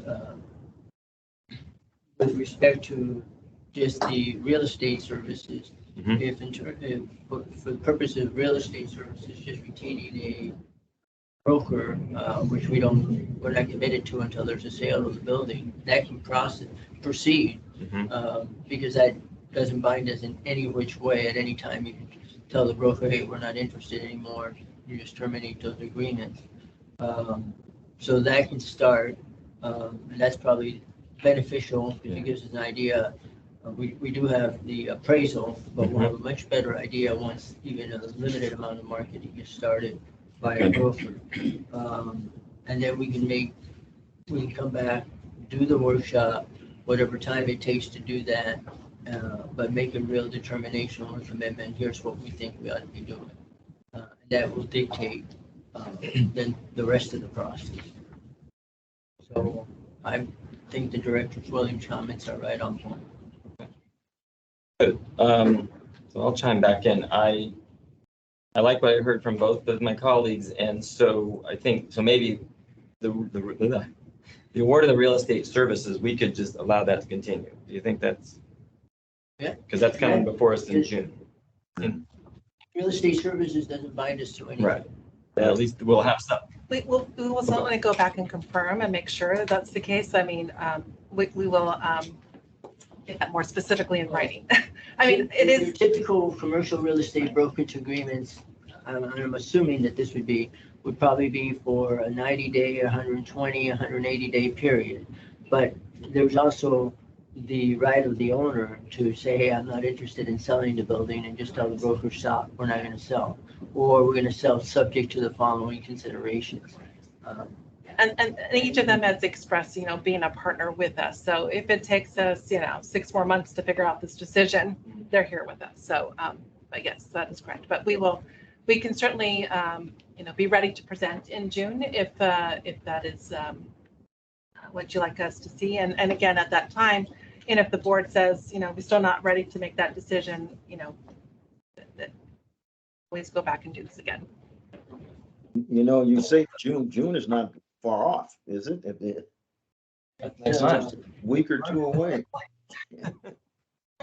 Well, a month for this committee probably, right? But, right, Margaret? Yeah, I mean, the committee meeting's on June 15th and the board decision would not be officially done until June 27th. So So either way, you've got, these are, they already came in, right? they already came in, they're already being assessed. We're going to continue to flesh out their pricing because each of the pricing structures are a little bit different for each one. And so we want to give them a scenario for them to say, tell me exactly what the number would be in our hypothetical situation. So why don't we, I think we're all in consensus over here, but let me summarize what I think. So I think we should continue forward with the real estate services, let you all continue to evaluate and bring it to the board next month, to this committee next month. And at least that effort, continues on. I think that's a good. On the architectural engineering services, I think we should hold off. Yes. I think we should hold off. And I think what we should do is have a workshop as soon as possible in the next month and or two, but not long, where the only item on that agenda is to talk about this issue. And then the board members can get on board and listen to what staff has to say, and we can get some direction. So then we could look at going out for the architectural services or what have you to look at the EDC level property. Does that seem like we got it down? And so I would just advise general manager, I mean, seriously, that would be a priority to find a date that works for 5 of us, however we do it, to have that. But also maybe in that time, staff could ramp up quicker on some of the surveys, what have you, with our team. What surveys are we talking? You're going to ask employees what they're looking for in the workspace or whatever it was, right? Well, our thinking on that was typically your needs assessment will engage staff. And so we could combine, kind of the soft side of the feelings of staff with the functional aspects and so that way we get that data, yes, at the same time. But if we want to do a separate outreach to staff just on their feelings, and then the A&E firm comes on later, it's 2 separate outreaches. So we were thinking just do it all in one. Well, I'm just thinking if we're going to give it a little extra time, if you guys can, we don't have a huge kind of survey staff to see what their feelings are. Okay. So that when you come back to talk to us about all of this, we can have the benefit of that. Some feedback, board members can give some, and then we can really have a good dialogue and move forward with, okay, now we want to go out and we'll put this bid together for architectural. Okay, very good. That works. So then all that being said is by the time next month at this committee meeting, we'll have the real estate services, but we'll also have an update on this item in keeping with what you're trying to accomplish for putting a workshop together. and hopefully a date scheduled for a workshop. I'm sorry? And a date scheduled for the workshop. Hopefully, or we're ready, or we're just about to have it. If it's entirely possible to have the workshop within the next 2 to 4 weeks, we should have it, right? If we can. You can't. Yeah. If we can. You have 5. Finding 5 directors. Yeah. I Yeah. do my I mean- best because I am still working on the other CIP workshops. Yeah. Okay. Are you leaving? I am. Okay. If this item's over, I'm Yes, leaving. this item is over. Yes. Yes. Thank you, Director Alvarez. Director Williams, we'll see you next week. Later. Okay, so with that, we all kind of have our new marching orders, and I want to say thank you, staff, for everything we're trying to get accomplished here, and let's move on. Yes, Director Williams, you got something else? Let's see, was that the last item? No. No, there's just, the rest are mostly reports. Quarterly recycle water operating. So are we on F? We are on E, E, okay. budget to actual result. And All if right. it, if Are it, you gonna, hold on, are you gonna be able to stick with us for like 15 minutes, give or take? Sure, I'm gonna stay to the very end. Oh. You're Okay, serving cool. lunch, aren't you? There's lunch here, but I haven't eaten it yet. But there you go. Okay, so let's go ahead. We'll do this as quick as we can, thoroughly. So go ahead with that item E. okay, and if it pleases the committee, perhaps we can turn the floor over to our manager of finance, Mary Ann Rexroad, to cover E, F, G, and H, just in kind of a sweeping motion. That's fine. Okay. All right. Well, put your seatbelts on, let's go. No, I will try to be as brief and as thorough as possible. So if I could then ask you to turn to page 126 of the packet, we're going to go over attachment A, which is the budget versus actual results through the third quarter, March 31st, 22.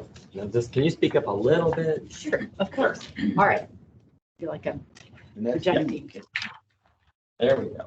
Yes. Okay. So wanted to point out a couple of things. First of all, if I can draw your attention down to almost the very bottom line, our net revenues. You heard Margaret talk a lot today about our net revenues. So I wanted to point out that for the first 9 months of the year, we are at about 5.7 million. Unfortunately, that is about 2.3 million down to what we had budgeted. I'll just quickly highlight the reasons why we are in that position. If you go to the very top of the page under our operating revenues, you will see, and you've heard me say it many times, the recyclable water sales are down, primarily because of the Hyperion upset that occurred. We are not selling as much recycled water. We are injecting more water into the barrier with potable water, so you do see the imported water sales higher. However, the two don't quite offset each other, as you can see. The one saving grace we had this past quarter is we did get a grant, which you see in the line item other revenue that was not budgeted for. We had no idea that this grant was going to come our way. That was recognized in the month of January. We got those funds, and that equated to about 2.4 million. So What grant was that one? So this was an effort through the California Special District Association, working with the legislature to find $100 million to be able to give towards special districts, since they don't benefit from all the ARPA funds that are out there. And so it was through that effort that we applied, noticed that we would get $2.3 million, and we did receive that money actually from the state through the county to us. That was for COVID-related items. And essentially it was just looking at what were your revenues before and after COVID, and then based off of some calculation, they determined what that should be for us. Very nice. Okay. So let's move down to the operating expenditures. Again, in that third column of numbers, you will see that we're 4.3 million above what we projected through the 9 months ended. I should say through the budget 9 months ended. So we ended up at 145 million versus 141 million of expenses.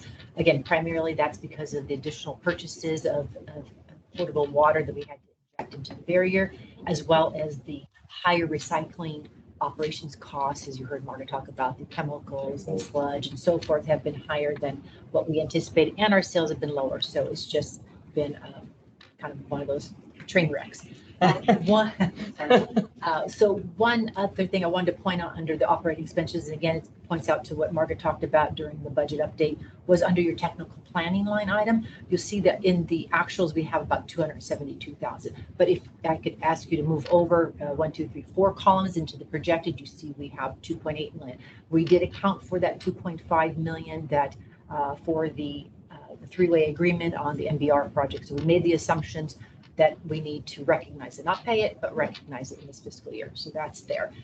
The other item, just bringing your attention down to the non-operating revenues and expenses. Again, we are in a fortunate position because the judge did not make it, did not final settlement agreement on the standby charge until after we had to provide the LA County the data for the standby charges. So we budgeted less because we were thinking that was going to be the situation based on the agreement. However, we are collecting more because it didn't get in time, or wasn't finalized in time. So we are collecting more money there.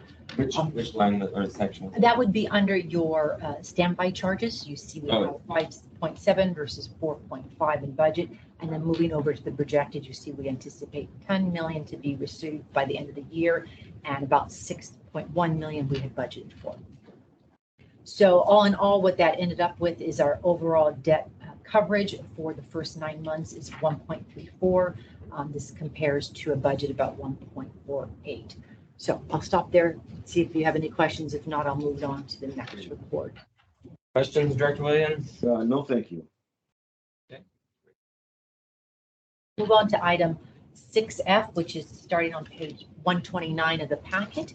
This is attachment A I'm looking at. This is your operating revenues. This is specifically for the treatment facilities of our operating of our Edward C. Little plant and the related facilities there. So this just gives you a little bit more detail than what you saw in the budget versus actual, but the totals are the same. We had 20 million in revenues and about 29 million compared to the budget. So again, we were down 9.6 million, which we talked about before, primarily because of the shortfall in our sales of about 8,600 acre feet we are down. And again, that happens to be mostly in our West Coast barrier. So it just gives you the breakdown of each of the type of sales that water we produce here at West Basin. So, Matt? No questions, right, Director Williams? No questions. All right, great. So on the following page, page 130, is now a breakdown of the operating expenses that we talked about earlier. As I mentioned, we are over budget by about 1.7 million. If I could draw your attention down towards the bottom couple lines, you'll see again that utilities, we had budgeted about 7 million through the first 9 months. We are at over 10 million. So feeling some pain there. That's primarily where most of our higher than budget actuals are happening. Although you do see that a little bit in the solids management as well. So those are the two areas again that Margaret talked about for next year's budget. Now, why is the utility so high? Was that Well, we've had to buy, that, and we had to buy potable water in the system when we weren't able to produce recycled water. So utilities, we often think of it as just being power, but it does actually include a small amount for gas, as well as any water purchases of the imported water purchases. got it? So that's the water purchases. Understood. Okay. Any other questions? Questions, Director Williams? No, thank you.